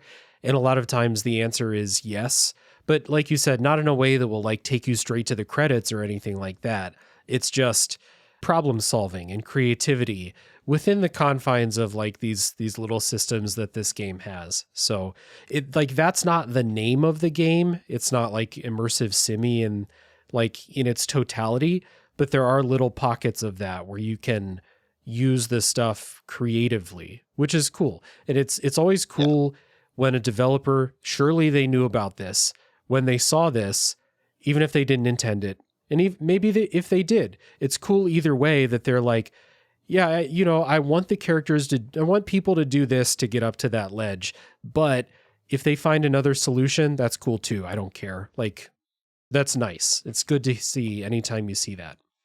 It's a fun little reward. It's something that, like as we mentioned, it's not game breaking, but it's a reward for creative thinking. And since it's a slow paced game in the first place, that just it gives it some longevity, Hmm. because otherwise the world itself, as we mentioned, isn't like teeming with monsters and NPCs. Like Right. it's quite barren, Yeah. but there's enough to like keep you pushing forward. Yeah. Absolutely. And that's the name of the game. Pushing forward, exploring, thinking about the spaces that you're in, where you want to go. I just had a good time. So like there's little quibbles that we've had with like some design stuff, maybe some balancing between the different builds that you can make. Because you can build out your character to jump super high, but that's not going to help you beat the final boss, for example. That won't. So there are like some things that feel obviously much better than others. But overall, as a fairly chill, exploration focused experience, I had a really good time playing this. And it was a game that when I first started, I would play it for 20, 30 minutes at a time, just kind of like, yeah, this is what this game is. Let me just, explore a little bit. And then by the time I finished the game, I was playing it for 2 hours at a time because I was like, I'm in the groove. Also, I got to a certain point where my character felt very, very powerful. The final boss was still a huge challenge, but everything else I felt very powerful and basically invincible, which is a good feeling to have, in my opinion, toward the end of an RPG, especially one where you're building a character. I love when, the decisions that I've made that go into my build, what weapons I use, what magic I use, all that stuff, result in me just kicking the shit out of everything I find. It's an empowering feeling, and I think it's appropriate, especially in an RPG like this. The final boss was not a cakewalk, but everything else in like the 2, 3, 4 hours leading up to it was. I like that. Yeah, that's the experience I had about 3/4 the way through the game. Mm-hmm. And I'm not sure where it tangented because I felt like I was at or a little over leveled for the areas I was in. But when I got to the last zone, like it's doable and it didn't feel like, oh no, I'm not powerful enough, but it was felt I was scraping against the edge of like, oh, I can still die from like the regular enemies. Like if I Yeah. just messed up a little bit. And part of that is due to, well, I didn't put any points into defense. So I didn't have a whole lot of hit points extra because you get HP from strength and from some other stats. It's not just, and you get it natively from leveling up. Mm-hmm. But you get more if you're putting it into defense. The other issue was the weapon loadout I was using, because of the weapon I had. Both of them, I believe, um, didn't ones I was using anyway. I had all weapons pretty much, but the ones I was using extensively did the job as far as damage dealing. However, they did not have a block. So I just wasn't using Yeah. it. I went the whole game and was pretty much never blocking anything. Yep. So because of that, that made the enemy encounters and then of course the final boss like kind of insurmountable just for the sheer damage I was taking. I could dodge pretty much everything, but once I got tagged once or twice, that was kind of it. And I had no Mm-hmm. healing potions. So the alternative was to, oh, I need to spend time to grind to get the materials or maybe the money. The materials is probably faster to have. I need to have like, I don't know, 20 potions or something because I just was taking ridiculous amount of damage. And at that point, I think I was level 70. So the time it took to level up again and then try to start putting points into a different stat was like, I might as well just be grinding for materials. Mm-hmm. No, I agree. I felt that at the very end where I would not have beaten the final boss if I didn't have 20 health potions and magic potions ready to go because it has a ton of health. And had I been a melee based character again, I don't know that even those amount of potions would have been enough. It really felt like, because what made it easy was I was a very ranged fighter. I had my crossbow. I had the a sword that you find that has a ranged attack along with it. And then I had my magic spells. So I was like very ranged focused. If anything got in close, it was tough, but nothing got in close for so long until the final boss. And it did so much damage that without that stockpile of potions, I don't think I would have finished it. And that doesn't seem like an appropriate difficulty spike at the very end, No. like raise the difficulty above the stuff I've been fighting, but not 50x the stuff that I've been fighting. And it may be a tack on effect of the fact that there are not that many boss fights in here. The first boss that I fought took a while, but it wasn't hard. It just took a while. It wasn't hard to avoid getting hit. And then the final boss was like kind of insane. And I just kind of potioned my way through it.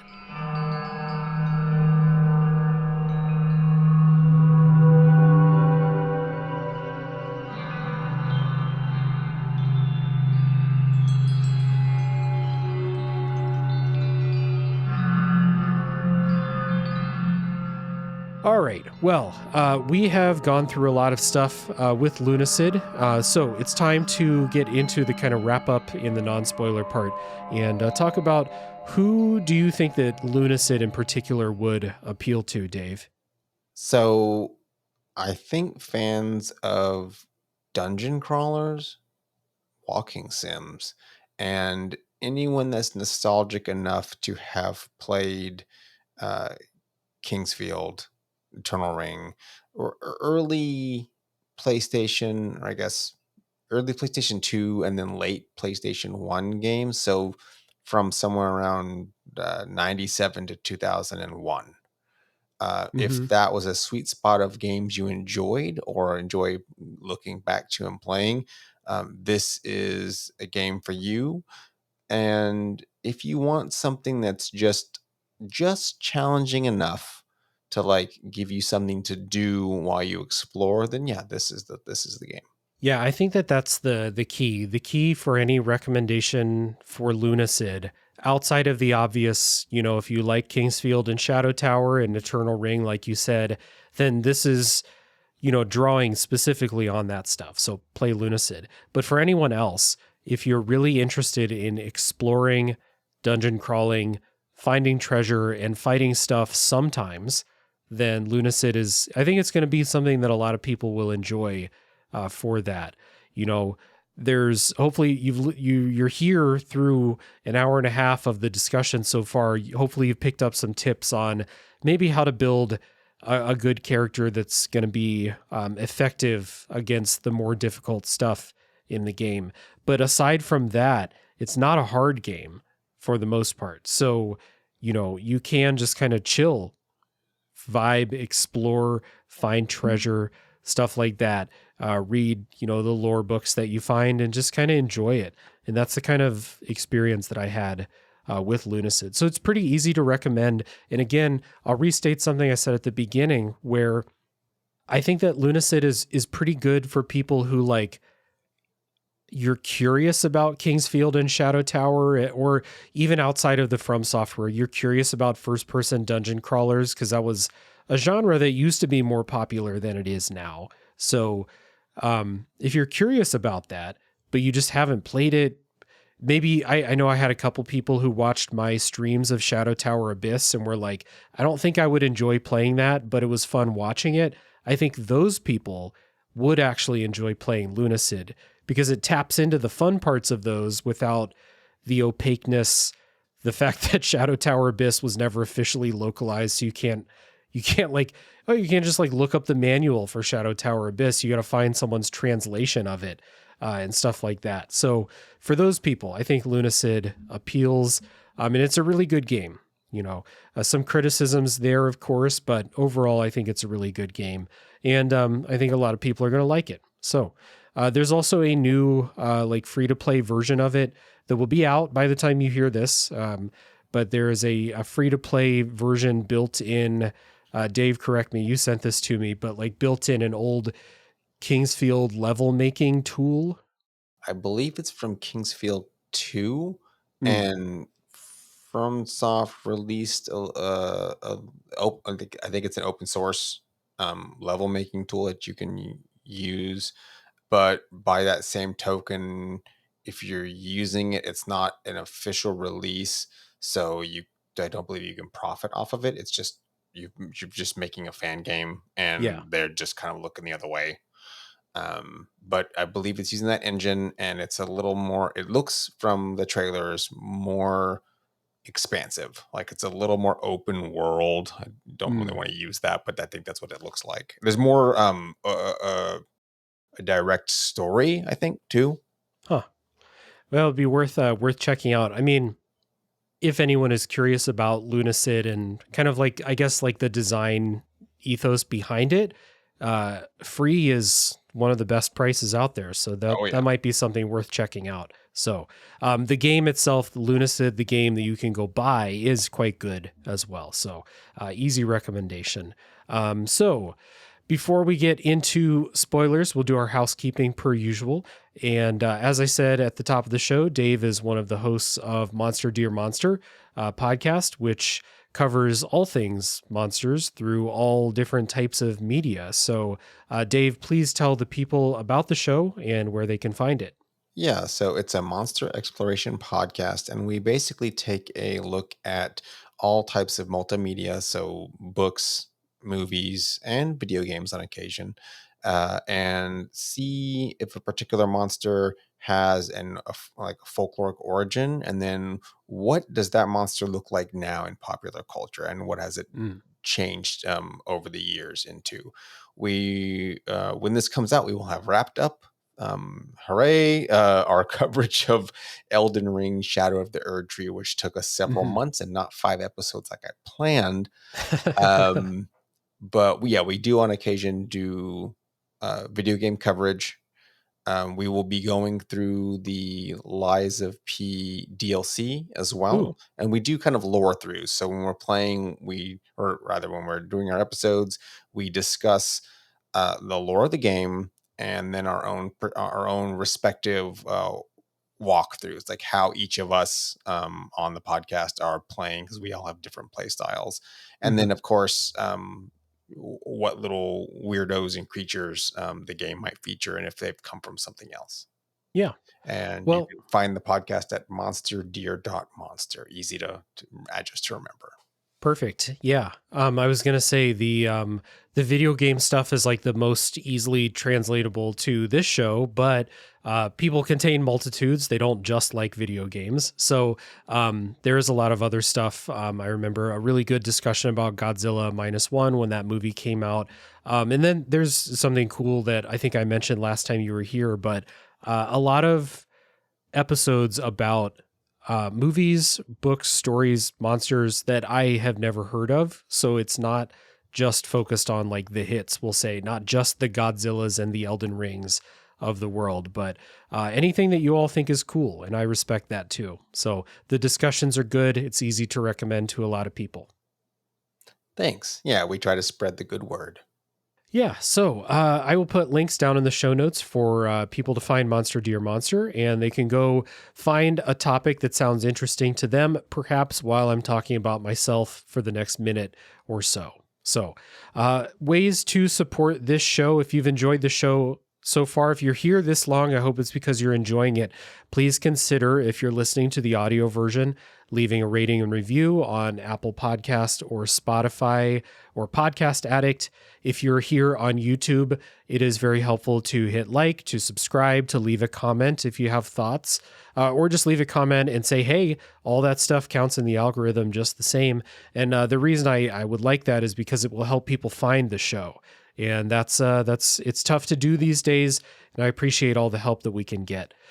Speaking of help, if you want to support monetarily, you can do that at patreon.com/realdavejackson, where every month I run polls for a game I'll do on the show. And again, that's the reason Lunacid is here, is because it won one of those polls. So if you would like to have a say in what I do here, Patreon is a place where you can do that.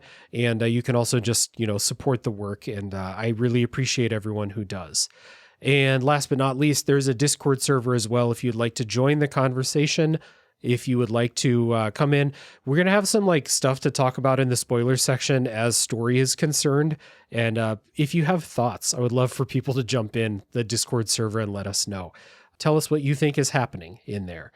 Tell us some cool stuff that you found. This game's good for that kind of conversation. So that is a lot of me talking there. I'm going to take a break and catch my breath. We'll listen to some music, and when we come back, it will be full spoiler time for Lunacid.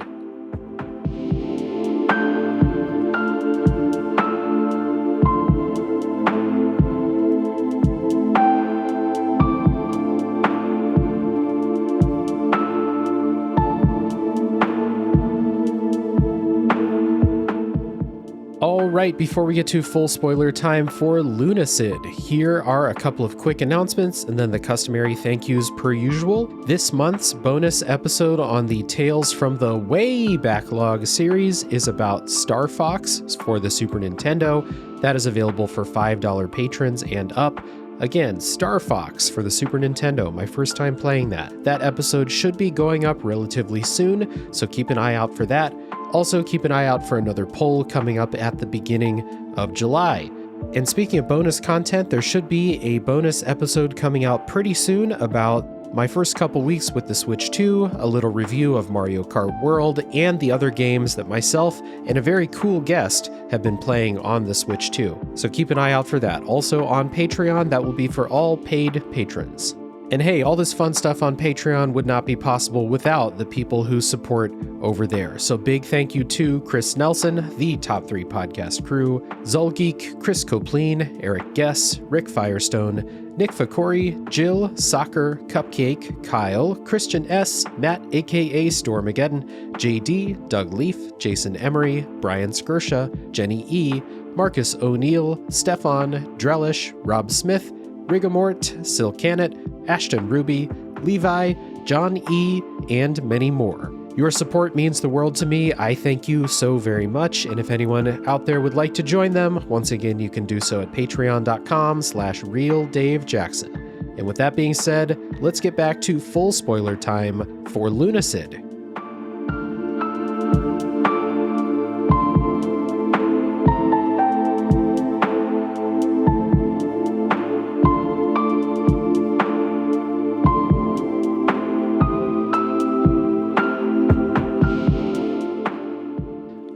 We're back and it's full spoiler time for Lunacid, and the same disclaimer as every episode, we're not going in a linear way through the story, through the levels, so we may spoil something you find very late in the game very soon. So again, this is full spoiler time, no restrictions, so no rules over here at Tales from the Backlog. So I wanted to start maybe because you played those older FromSoftware games. I think I know that you've gone through the Souls series as well, right? Yes. Yeah. So I wanted to just talk about, because there's so many references, Easter eggs, and just straight up like, this is from a FromSoftware game thing that you can find. It's stuff that like, I don't think is going to stick out to people that didn't play those in like a distracting or bad way, but it's something that for us who've played those games, and I think a lot of people who are going to come to Lunacid because they know what inspired it, they're going to see some of this stuff and be like, holy shit, look at all this. So what was, a FromSoftware Easter egg or reference that you found that you thought was cool or interesting? I don't think that there's any one thing that that really just stood out to me as like, oh yeah, I love that they did, they included this. Really, it's just that all of the nods to there, as you mentioned, they're obvious nods.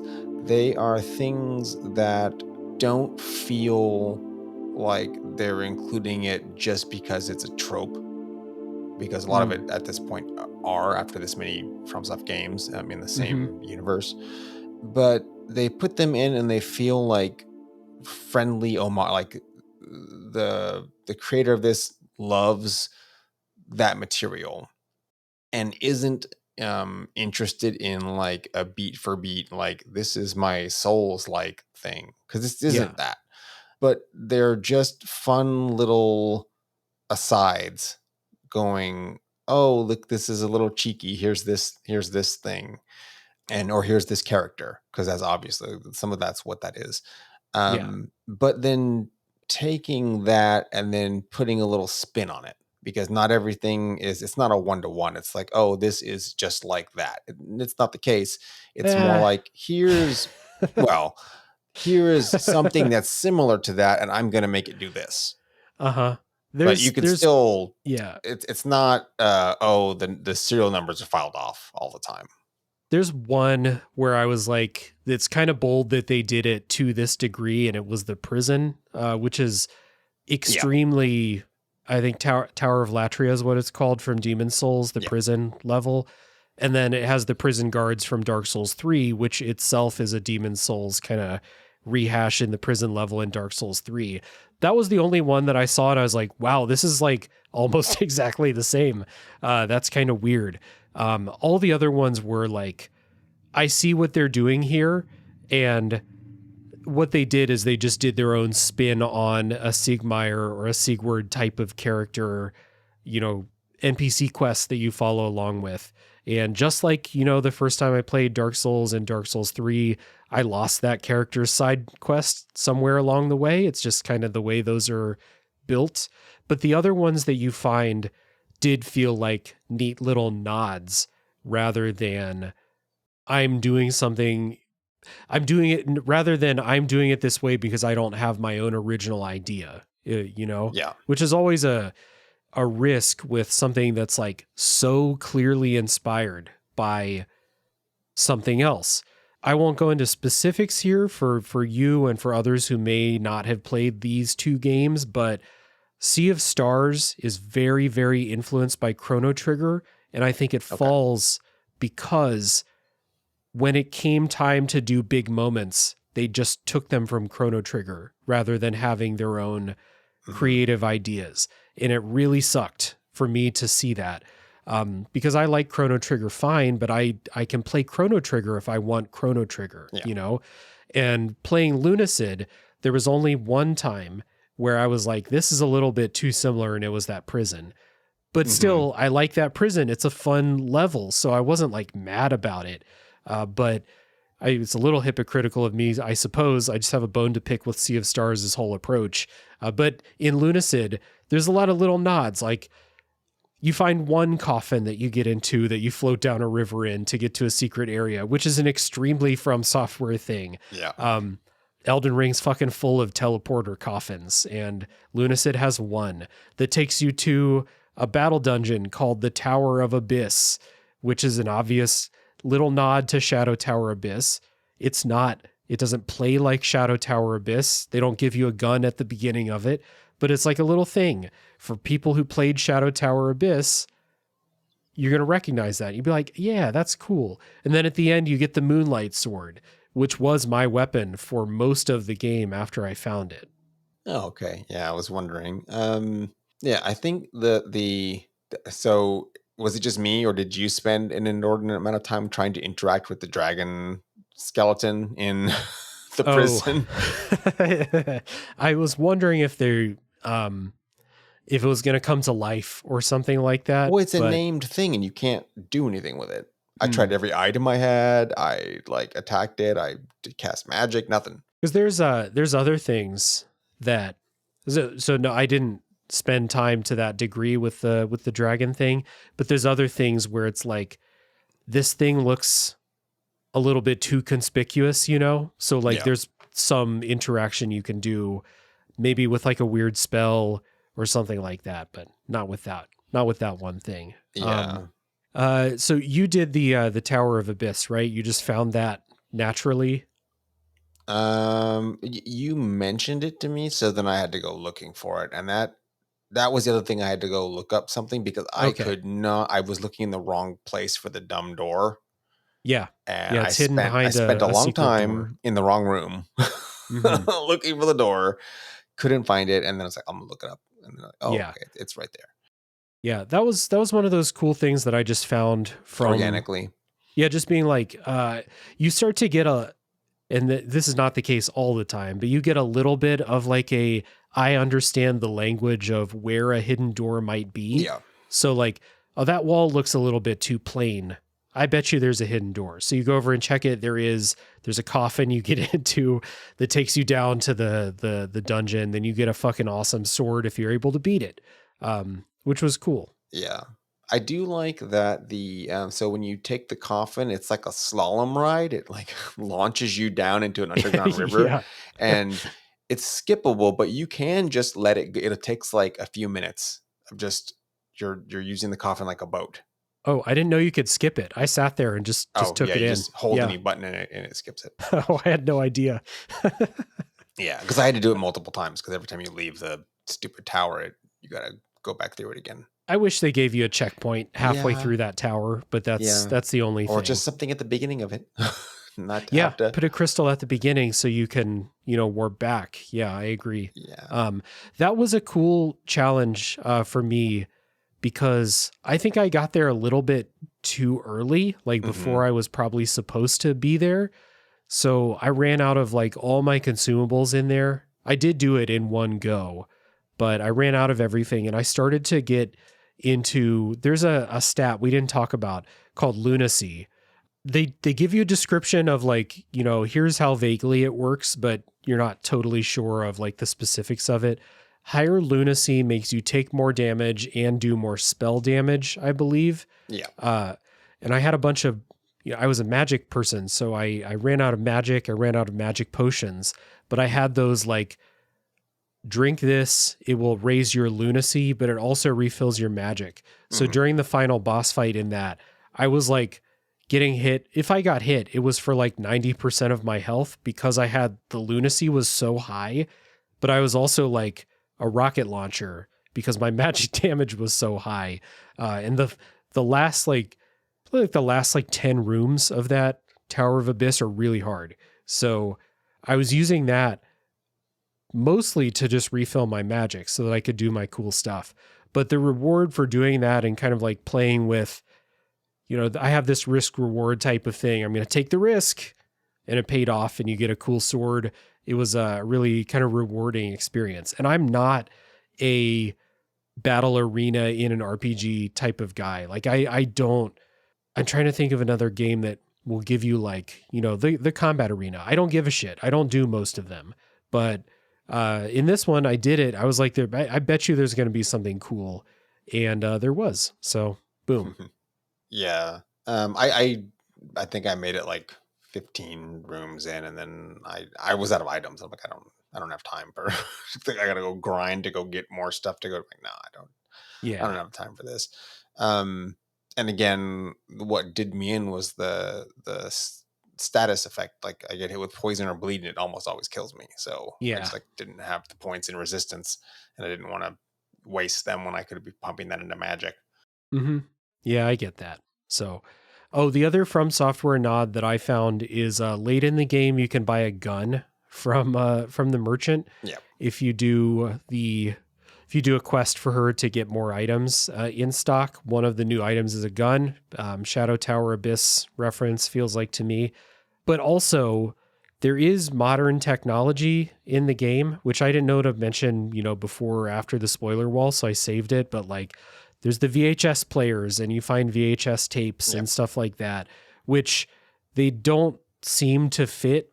You go through fucking Dracula's castle looking area, and then you'll find like a projector with a VHS player, but a VCR is what those used to be called back in the day. Even I forgot as I was talking. Like, did you clock any like special significance to this aside from what you learn at the end? It's only related to that. Yeah, When you encounter them initially, it just feels like, oh, weird Easter egg. Maybe this has like dev photos or something. yeah, Yeah, uh, which isn't what it was, but I mean that's what I right. thought was going to be the case. And then it's really annoying because yeah, I found the black VHS tape. You find that first, and then I found the room in the castle, but you can't play that tape in that room. You have to have a different tape for that room, and it's Yep. just like, okay, I'm not going to go hunting for the other stuff. I don't have time for this. Yeah, I was going to ask you if you managed to play any of them. I had the exact No, same yeah. experience where I found the first tape and found the second VCR. And I don't think it makes a lot of sense that, the VCRs can only play their special tape, but whatever. Yeah.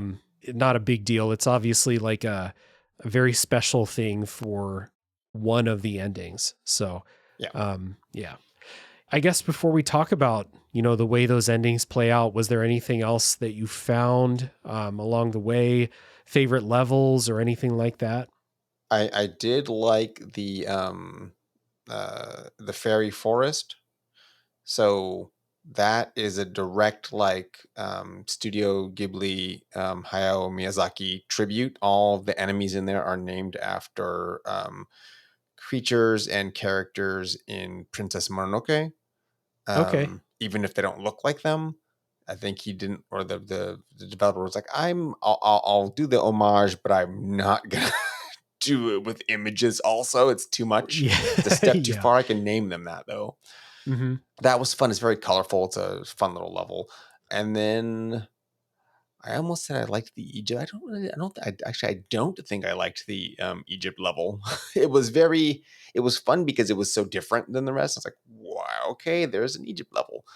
That probably I liked the castle maybe the best, if only because you get the most NPC story. Like you Yeah. get the full story of the owners of the castle, and it's super tragic, and it's a Yep. lot of it's fun to run across all the things, but again, has no bearing on your own tale. It's like it's an Right. already done other people's story. Hmm. I will say that that's the first boss battle at the end of the castle, Hmm. and it's a fun fight. It can be tough if you didn't spec yourself right or didn't have enough items, but it is a battle that ends up being a like a test of strength kind of thing, where you don't kill like the boss. Yeah. You just he's like, okay, that's enough. You're not totally weak. I think you've earned the right to go. Go have fun. I'm gonna go sulk in the corner because my life sucks Yeah. and this place is terrible. But this is what I got. Yeah. I have heard others make say that they think that Lunacid is very anime inspired.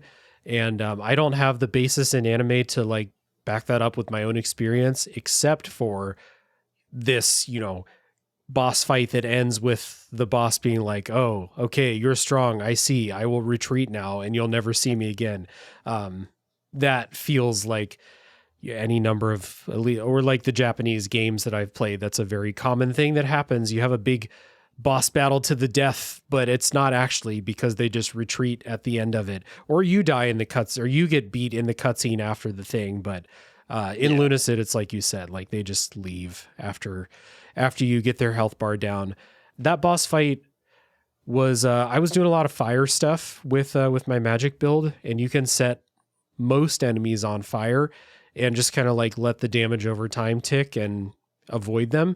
So I did that for a lot of harder enemies in the first half of the game until I found the Moonlight Sword, which the Moonlight Sword does the old Legend of Zelda Master Sword thing where it shoots, or the Moonlight Sword from Bloodborne yeah, thing where which it shoots a shoots out, beam. yeah, energy waves. So that was cool. But until then, I did a lot of fire, setting stuff on fire, and then just kind of like kiting them around if they were tough. Yeah, I used the fire sword for a good chunk of the game for a few reasons. One, it's cool. Yes, It does a lightsaber effect every time you because it's basically you're holding a handle, like a hell burnt up yes, it handle, does. and then when you activate it, it goes shroom, and then It's very cool. it's very cool. But more importantly, it acts as a torch, and it's Yes, stronger than your actual torch. So I used that as a light source. It set enemies on fire, and it was cool looking. The range was not fantastic, but yeah, it did the job. I used that until I found the Staff of Wands, which is in the castle, I think. It's basically a magician decided he wanted to make the ultimate weapon, and what was more powerful than the magic he already had. So he took all of his wands and like welded them together. yeah, So you're just holding a bundle of wands, like not. It looks like a candelabra if you like attached a yes, bunch of candelabras together. So it looks very unwieldy. and it does It random does random elements. magic damages. If you so we didn't talk about it, but all the weapons have a light attack and a heavy, and basically that consists of you either just tapping the button or holding it. Yeah, If you hold it down, it's a charged attack, and depending on the weapon's speed stat, it'll reach that charge sooner if it has a high speed. but that's a set stat that doesn't change. Yeah. And with with a lot of the projectile weapons, I think almost all of them, if you just tap it, you're almost not going to hit anything. It say if it's an arrow, the more you charge it, it doesn't make it go further. It just makes it aim more at the center of your reticule. Mhm. And the same thing with that magic spell. It'll shoot a little orb of one or different colors of magic, but you're not going to hit anything unless you're like almost touching it, because it'll just go off to the side. Yeah. But you Yep. don't know what direction it's going to go off. It's annoying. So basically, I think I did the entire game only using charged attacks, because my character Yeah. is so fast. I just kind of backed up and then dashed forward. Yeah, you do get into that kind of like fencing type rhythm of, jump in when your charge attack is ready, whack the enemy, and then back off type of thing. Interesting to me that we had very different character builds as far as our stats, but we used the exact two weapons for most of the game, because I used that wand and the fire sword for most of the game until I got the moonlight sword. And then I used the moonlight sword for basically everything except for the final boss. I had just picked up a sword that was better. And then during the final boss fight, you get the ultimate sword.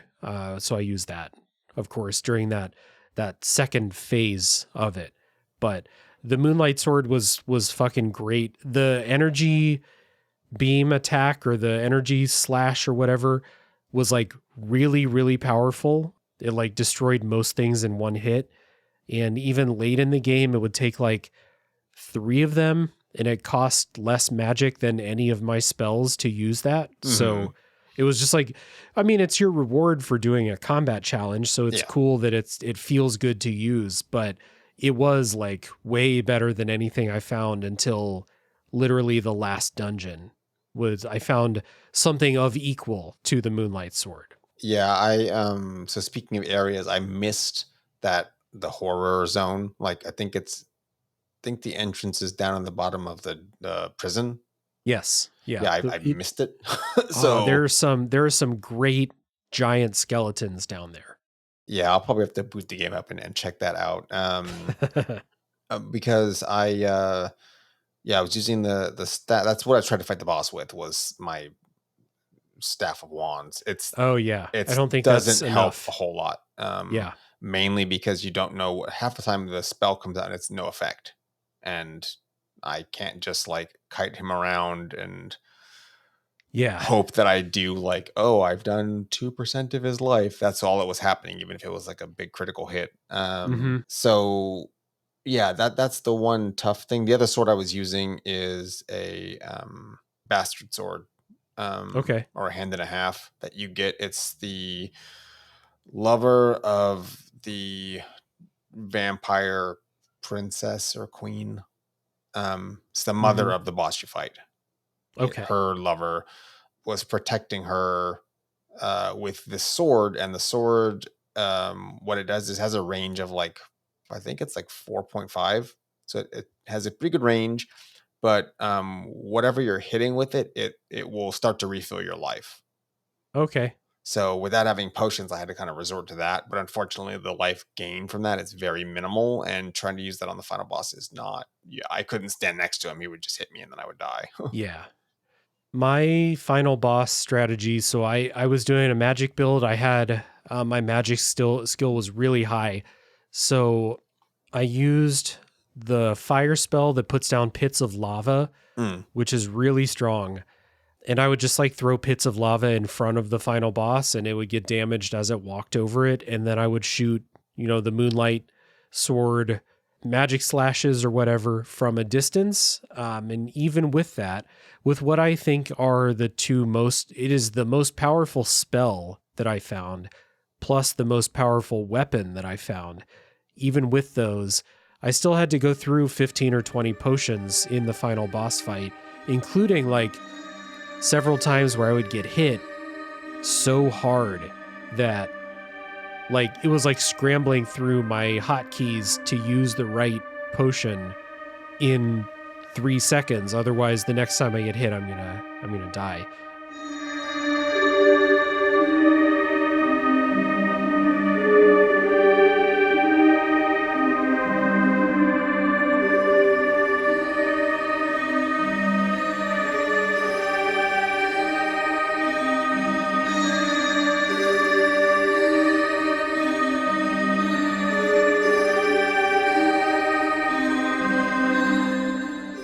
there's like a story that comes in with the final boss where it is this knight called Suxarius who has this immortality curse, curse to guard, I think, to guard the sleeping dreamer fish, which the dreamer fish reminded me a little bit of Bloodborne, very cosmic horror type vibe with that sleeper, the dreamer, but then also Link's Awakening, because if you wake the fish up, everything ends because you're living in a dream in this game. And I think that's why the world that you work through doesn't make any sense, as in like the connections.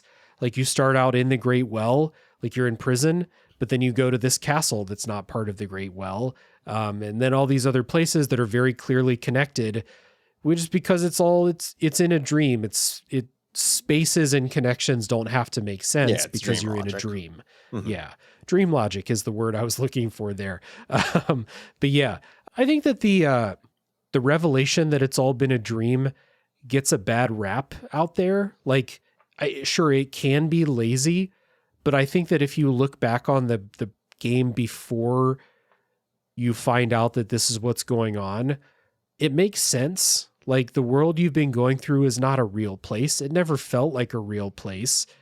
I didn't pick up on the fact that it was a dream before they told me, but looking back on it, it's not hard to see. So it doesn't feel like I think that a lazy way to do it would be like, well, we can just explain away everything that didn't make sense, or, loose plot threads that never went anywhere because it's a dream. Who gives a shit? But it didn't feel that way to me in Lunacid. Yeah, and where that like gets turned, it's not turned on its head, but it's given a little bit more room to breathe, are the alternate endings, like the secret endings, to give you a little bit more to work with. What I would say is that it's not all just a dream. I think that the various stories and the places are or were real experiences, in the way that like when you're dreaming and then you're dealing with stuff in your head, it's not taken from nothing. It's not just invented. Yeah. It's Mm-hmm. pieces of your life, pieces of your day, and those can be amalgams, or they can be those kind of vivid dreams where you wake up and you're like, oh, that, was that yesterday? I better go check out work. Something's not right. And because the folks in the well have such like elaborate and specific backstories, they are potentially places and things that dreamer is aware of or has been to. Yeah. So when we say it's a dream, in most of the endings, you wake up in the real world, and it's like our real world. Like you get like FMVs of a forest when you wake up. So it's our real world. So it's a human dreaming these things. And I think that criticism to say that therefore nothing in it was real or nothing in it mattered is a lazy criticism of this type of story. Yeah. Because like you said, dreams are not pulled out of absolute nothingness, whether it's something very identifiable that happened during your life leading up to that dream, or if it's like something more abstract that then can probably be tied to something real. Like just because it's a dream doesn't mean that nothing matters. And they bring that up, like the characters bring that up when you start to talk about waking up the dreamer. You have a little conversation with, I forget the person who greets you in Wing's Rest. I forget her name. I didn't write it down, but you talk to her a little bit. I think it's her, about, okay, so if we wake the dreamer up, all of this will end. That's tragic. That would suck to have all of this end. And they kind of, talk about kind of similar to Link's Awakening, like, well, just because it ends doesn't mean that it didn't happen, or that it's not real, or that it couldn't have any impact or something like that, which I think is the right kind of direction to take the idea of ending a dream like this. So the other, I think, nod that could be too is the ending of, and I don't feel like I'm making too much of a stretch, but the ending to Labyrinth, the Jim Okay. Henson film. I haven't seen that. Okay, so that movie is, when it finishes, it's the whole, oh, this was a dream. But it has like its notes that may not be the case. That's just the just because you become an adult doesn't mean, oh, you've completely put away childish things, or you've Yeah. forgotten all about that stuff. That's no longer you anymore, because that's not the case. I Yeah. mean, you become an adult and you realize, oh, everyone else also doesn't know what they're doing. So there's not like a magic secret sauce. Yeah. And that whole the story idea of, oh yes, you've had a dream and you woke up and it's all gone. Well, we've had millions of dreams, and I know I've had, might be a month later or a year later, and then go, oh, I've returned to like this, like having that dream again, or Uh-huh. I've seen this, I'm like getting deja vu inside a dream from stuff from another dream. But more to the point in this game, when that ends and it's doing the FMB, like the real world sequence where the dreamer has awoken, they're not, oh, it's wait, awakened dreamer, take up your sword, and they're going to grab a sword and go who knows what. So real world or not, I think there's quotes around that, because something's going to happen because of the events of this dream they've had. Yeah, I wasn't clear on if that was talking about the person in the real world, take up your sword and fight, or if they were saying, because the game will put you back in the game if you start your file again. It's not one of those where it's like you go straight to New Game Plus or something. You just pick up right before you fought the final boss. So I didn't know if that was like, oh, there's more to do in the game. Keep playing. No, that looks to me like the specific, like that was the, that was the end. The dreamer has woken. You've had your rest. Now time to take up your sword and go do whatever it is you were destined to do. Yeah. Which that could that is a different, I don't know. I don't know where they're taking that, but that sounds dubious. But the message of that voiceover over the FMV stuff after you wake up, it does key in on what you were talking about with Labyrinth and with, those other things where the quote they say, when a dreamer awakens, what happens to the inhabitants of the dream or the world that was traveled or the pain that was felt? The experience will linger sometimes, and the dreamer will remember. Some aspects of the dream will travel the veil and live with the dreamer in the waking world. And then they say, there are no credits here because this isn't the end. Newest of the fallen, take up your sword and fight. So again, I don't know what the fuck that's talking about in reality, but that other part of it is very real. And that's the thing that defeats the whole, this doesn't matter because it was a dream argument. If that particular story does that, well enough, then I'm perfectly fine with it, because this is absolutely true that you do take what you experienced in the dream with you, if you're able to remember. Sometimes you can remember, and that it becomes as real as anything you experience. Like your brain experiences that shit the same way. So the experience does stay with you.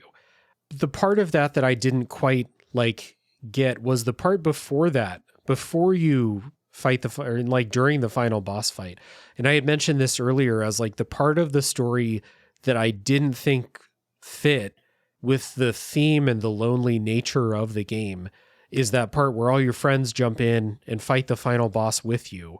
Because you go in, you fight the final boss, phase 1, and then it becomes this like ghostly form that grabs you and chokes all the life out of you. And then your friends show up and they're like, you're not alone, your friends are here. And there's like one friend that constantly refills your health.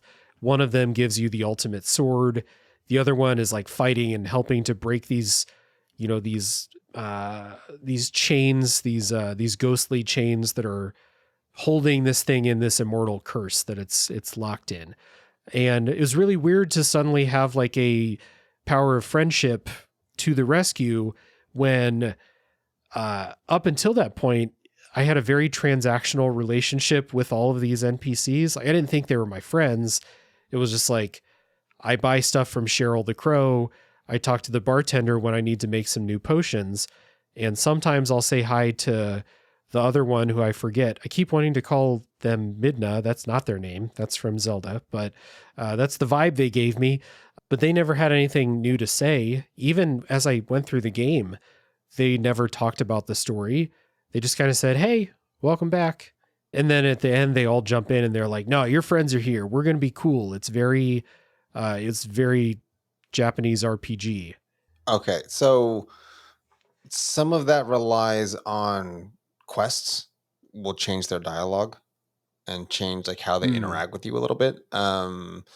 You meet, I want to call her Ivy. It's the little demon girl. Her name is not Ivy. You meet her in the crypt because she's sort of battling with death in the crypt. Huh. Did you not run into her in there? Nope. Okay, yeah, it's pretty important. She like you find her in a little room and then she tells you, "Hey, don't go that way because death is there." And you can craft a weapon to kill death, but then it just keeps summoning specters all the time, and other things can't die because you took death's scythe, basically. Yeah, you killed death. Yeah. Yeah. So that, and then if you find a specific corpse in the prison, then that gives you the rest of the story for the bartender. Okay. So the skeleton, this part's fun. There's a skeleton in Wing's Rest, and he's the one patron of the bar, and he has a ton of health potions spilled around him, and he's just drinking health potions, and they're like alcohol to him because it doesn't actually heal his body. He just likes it, the tingle of it or something. Yeah. And he'll sit there, and as you get to different areas and as you pick up certain items, it gives him new dialogue, and he tells you the story of all those that came before you into the well, and then the story of some people that escaped, the story of folks that like why the well, maybe not why it's there, but how it came to be there, what the deal with the moon is, and also just lore for the areas, like the little zones, and how certain things ended up being like set up as little kingdoms. And one of those stories is the tale of a very powerful witch who was cast down into the well. She desired to leave the well, but her body was too weak. But she realized she could astral project, and then so she went out of the well in her astral body, and found out that the world outside the well is like rotten. It's just there's a miasma and everything's dying, and it's not any. It's worse outside the well. Okay. So she decided, okay, that's boring. So she went back, and now she's just the bartender. Okay. So that's who that is the powerful witch. Interesting. Okay, so probably my bad then, because I talked to the skeleton a couple times at the beginning of the game. I listened to the stories. I wasn't entertained by them. It was just like, okay, I see what we're doing. He'll keep telling you new ones, yeah. Yeah, and then I never talked to him again. Yeah. And so the others, there's several tales, but the other one that's important to people in the Wing's Rest is the tale of the there's a church. There's a great church above ground, and it's sent in the Golden Order. I think it's the Golden Order or the Order of Light. It sent these guys in to get rid of the darkness, and I think try to figure out, because people think that a demon fell from the moon and crashed into the world, and that's what formed the Great Well. It's a demon that's like destroying everything. So they it's trapped at the bottom of the well, and that's why they cast prisoners or whoever they don't like down in there, because the miasma and of the demon will kill them. But in Mm-hmm. reality, the world itself is already poisoned. Yeah. This great order went down into the well, and they sent in legions of folks, and that's how you end up finding some of the golden weapons. Mm-hmm. And they went down there to combat the demon, and in order to do so, they realized they had to summon something else that was just as strong. So they did this giant summoning ritual, and instead of a great beast to fight the demon on their behalf, a little baby demon appeared.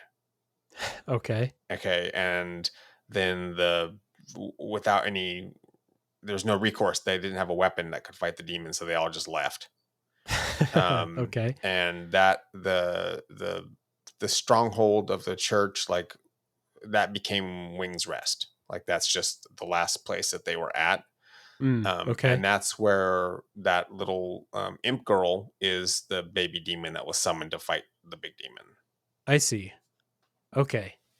So knowing that, I guess, contextualizes why those characters care about the goings on in the well there. Yeah. I still don't think that it answers why it suddenly became about the power of friendship and like you're not alone fighting this type of thing. Probably But because they've been helping you this whole time, and they're never hostile to you. Like, they brought you there on purpose.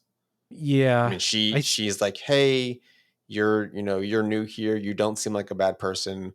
I will. I have some magic. I can take you somewhere safe." And then yeah, you're like, "I would like to escape," and they're like, "Well, we've tried that, but go ahead." right. And Yeah, I guess the disconnect comes from the fact that after that, you then spend the next 10 plus hours basically by yourself unless you make the time to go back and talk to them, which is where that disconnect came from me. That like I talked to the imp girl every time or most times I went back to Wing's Rest. She never has anything new to say. Cheryl doesn't have stories to tell. She just sells you stuff. The bartender just helps you make stuff. They don't have lore or personal motivation to talk about. I guess it's all coming from the skeleton. And that kind of like yeah, I see like where the pieces and how they relate to each other. Like I can see like the roles that they're playing better now after hearing what you said. I just don't think I don't think the storytelling is executed in a way that could like get that across very well. it's buried in those obtuse NPC quests, because they do talk to you after you do, like, so you have to find the bartender's body in the prison, and then she's Hmm. like, "Oh, you found my body," and then she has some more lines, and she's like, Okay. "Yeah, I'm content with what I'm doing now. We're just chill. I'm serving drinks. I don't feel the need to go above ground because it's actually really bad up there." Hmm. And that is bookended very nicely, because in the prison you find there's two other, like, talking prisoners. Hmm. You find our little buddy that is the knight that wants to go battle. Yeah. The Siegmeyer, Yeah, Siegward. yeah, I always forget which one's from Dark Souls 1 and which one's from 3, but the Onion Knights. yeah. Yeah. And then in a little hidden corner, you'll find the cart driver. Yeah. Yep. I found him. Yeah, and so talking to him, and he's like, "I'm so sorry I threw you down here.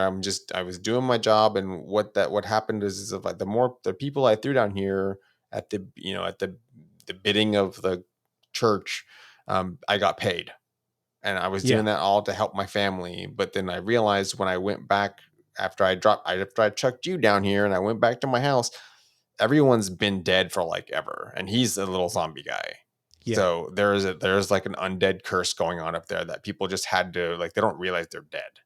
Yeah. And So yeah, he tells you that like you have to live. You have to make it.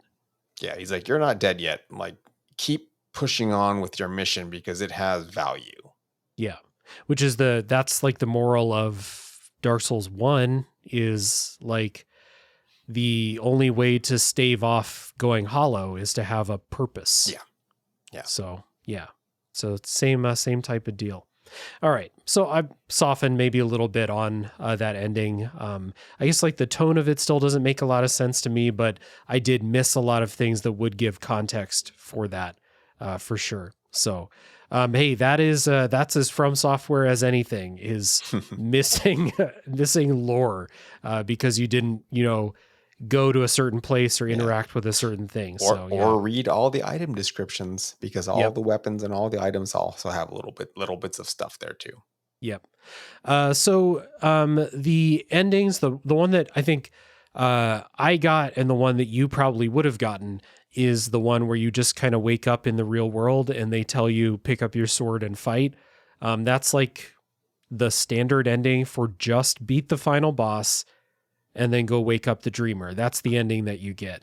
There's 3 others, I think, or maybe 2 others. No, there's 3 others. 3 others, yeah. Yeah. There is one where you beat the final boss, but if you have done both of the VHS tapes and if you get all the spell rings, you will wake up the dreamer, but you'll get transported to the moon, and then you have to do like I think I heard it described as a rhythm game type of thing, which I heard is really hard for some reason. But then you switch places with the dreamer and you become the dreamer. That's the ending.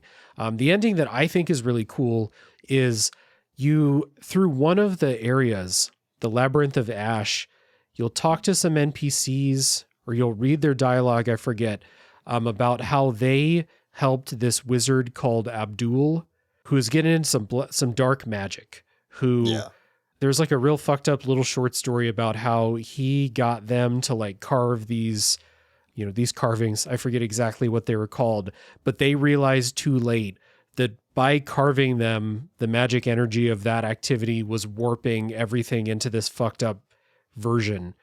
So like that's the monsters you're fighting is these fucked up people who are helping doing this carving and stuff like that. Go a little short story. What I like about the ending is this guy was trying to open up this sealed door, seemingly to another dimension. The only way you can do this is by doing these defiling evil acts. One of them is killing death. One of them is using blood magic on like a religious idol in the mummy area. And then one of them is killing this peaceful giant called the Jotun with a special weapon that can kill it. And you read his notes and he has like, I've compiled this list of, did you find this area in the game, Abdul's Passage? No, I didn't get to that. That's the other area I missed somehow. So I missed those 2 areas. It's like an offshoot of the Labyrinth of Ash, before you fight the final boss. But there's a sealed door. You can't open it. And you find his notes and he's like, I've discovered how to open the sealed door. Here's this list of like, 30 fucked up things that you can do to earn these coins of defilement or whatever the fuck they're called. But there are 3 of them that you can actually do as a player in Lunacid. So you go do those, you open the door, you get the sealed, you open the door and you get the same ending where you wake up in the real world, but the voiceover says that by opening that door, you let a demon out into the real world. And now it's going to be death and destruction because of that, like opening a window in the veil between dream world and the real world, which I think is cool. It's a cool little, it's a cool bad ending for, a game that kind of is talking about like how there are things that can cross the veil between dreams and the real world, mostly thoughts and memories and things like that. But oops, you opened one that let a demon through. Good job. Yeah, and all of that is reference to H.P. Lovecraft and the mad Arab Abdul al-Hazred who wrote the Necronomicon. And then the Dream Quest of Unknown Kadath. So there's like several different stories that's weaving together, or at least like ideas of the stories.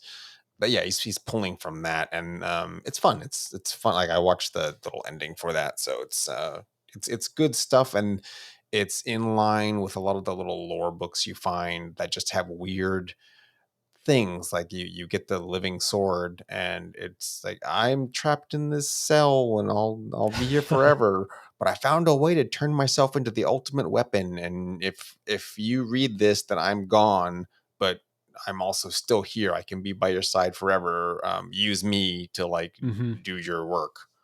Yeah. So, the other ending, I forget what it is, but you get it just by like looking in one of the pools in the boss arena for like 30 seconds, and then it will like snap you into an ending. It was less interesting. I read about it and then I didn't write it down. Apparently I was not interested. The ending that I got, and then that fucked up ending where you let the demon through the door, I think those are cool. And like, it does, I think, kind of sidestep criticism about it just being a dream. And by the way, like, it is okay to have a story end up being a dream.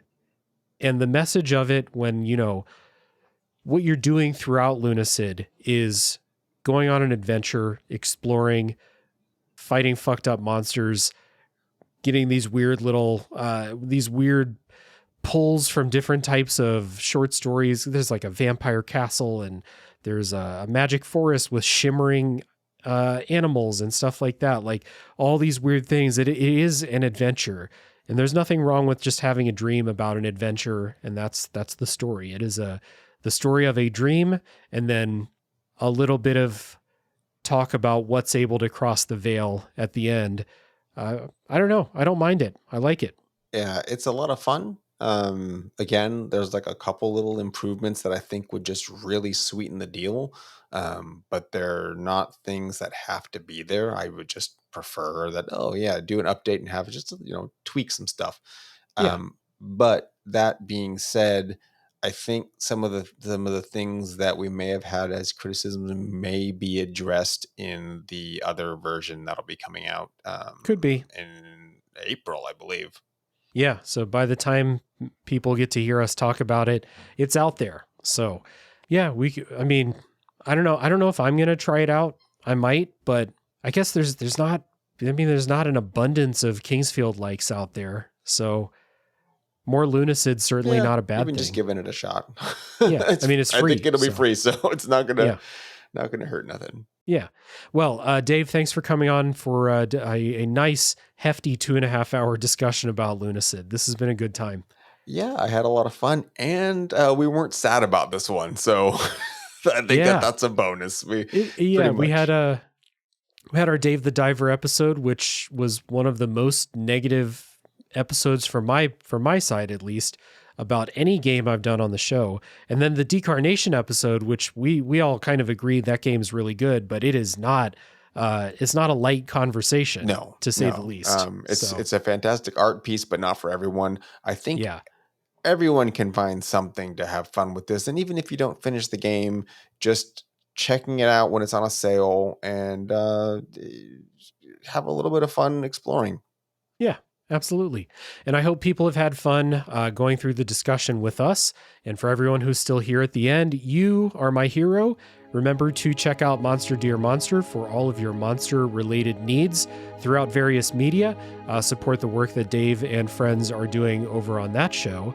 And tune in next week for the next game to come out of the backlog.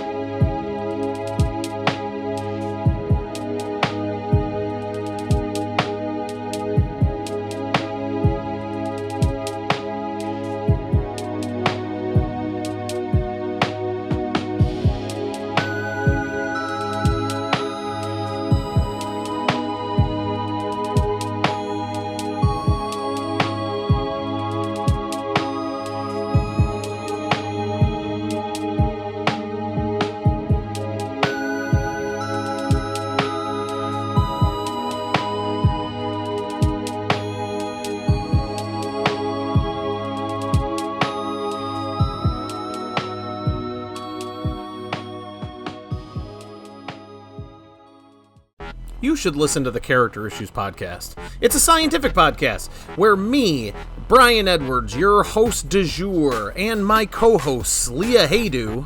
Everyone loves Blitzball. I hate Blitzball. Fuck Blitzball. And Rich Davison. Are you implying that he intentionally tried to run over his daughter and then sort of bloviated a journey around Silent Hill to make sure that she could bleed out in the process? Work towards building a list of the greatest video game characters of all time. Every character will be ranked. Every character shall be ranked. You can find us on Apple Podcasts, Spotify, anywhere you find your podcast. Character Issues is available for download. So, if you're interested in the hard-nosed science and definitely not a comedy podcast hosted by a couple of numbskulls, you should check out the Character Issues podcast because, let's face it, it's better if you do.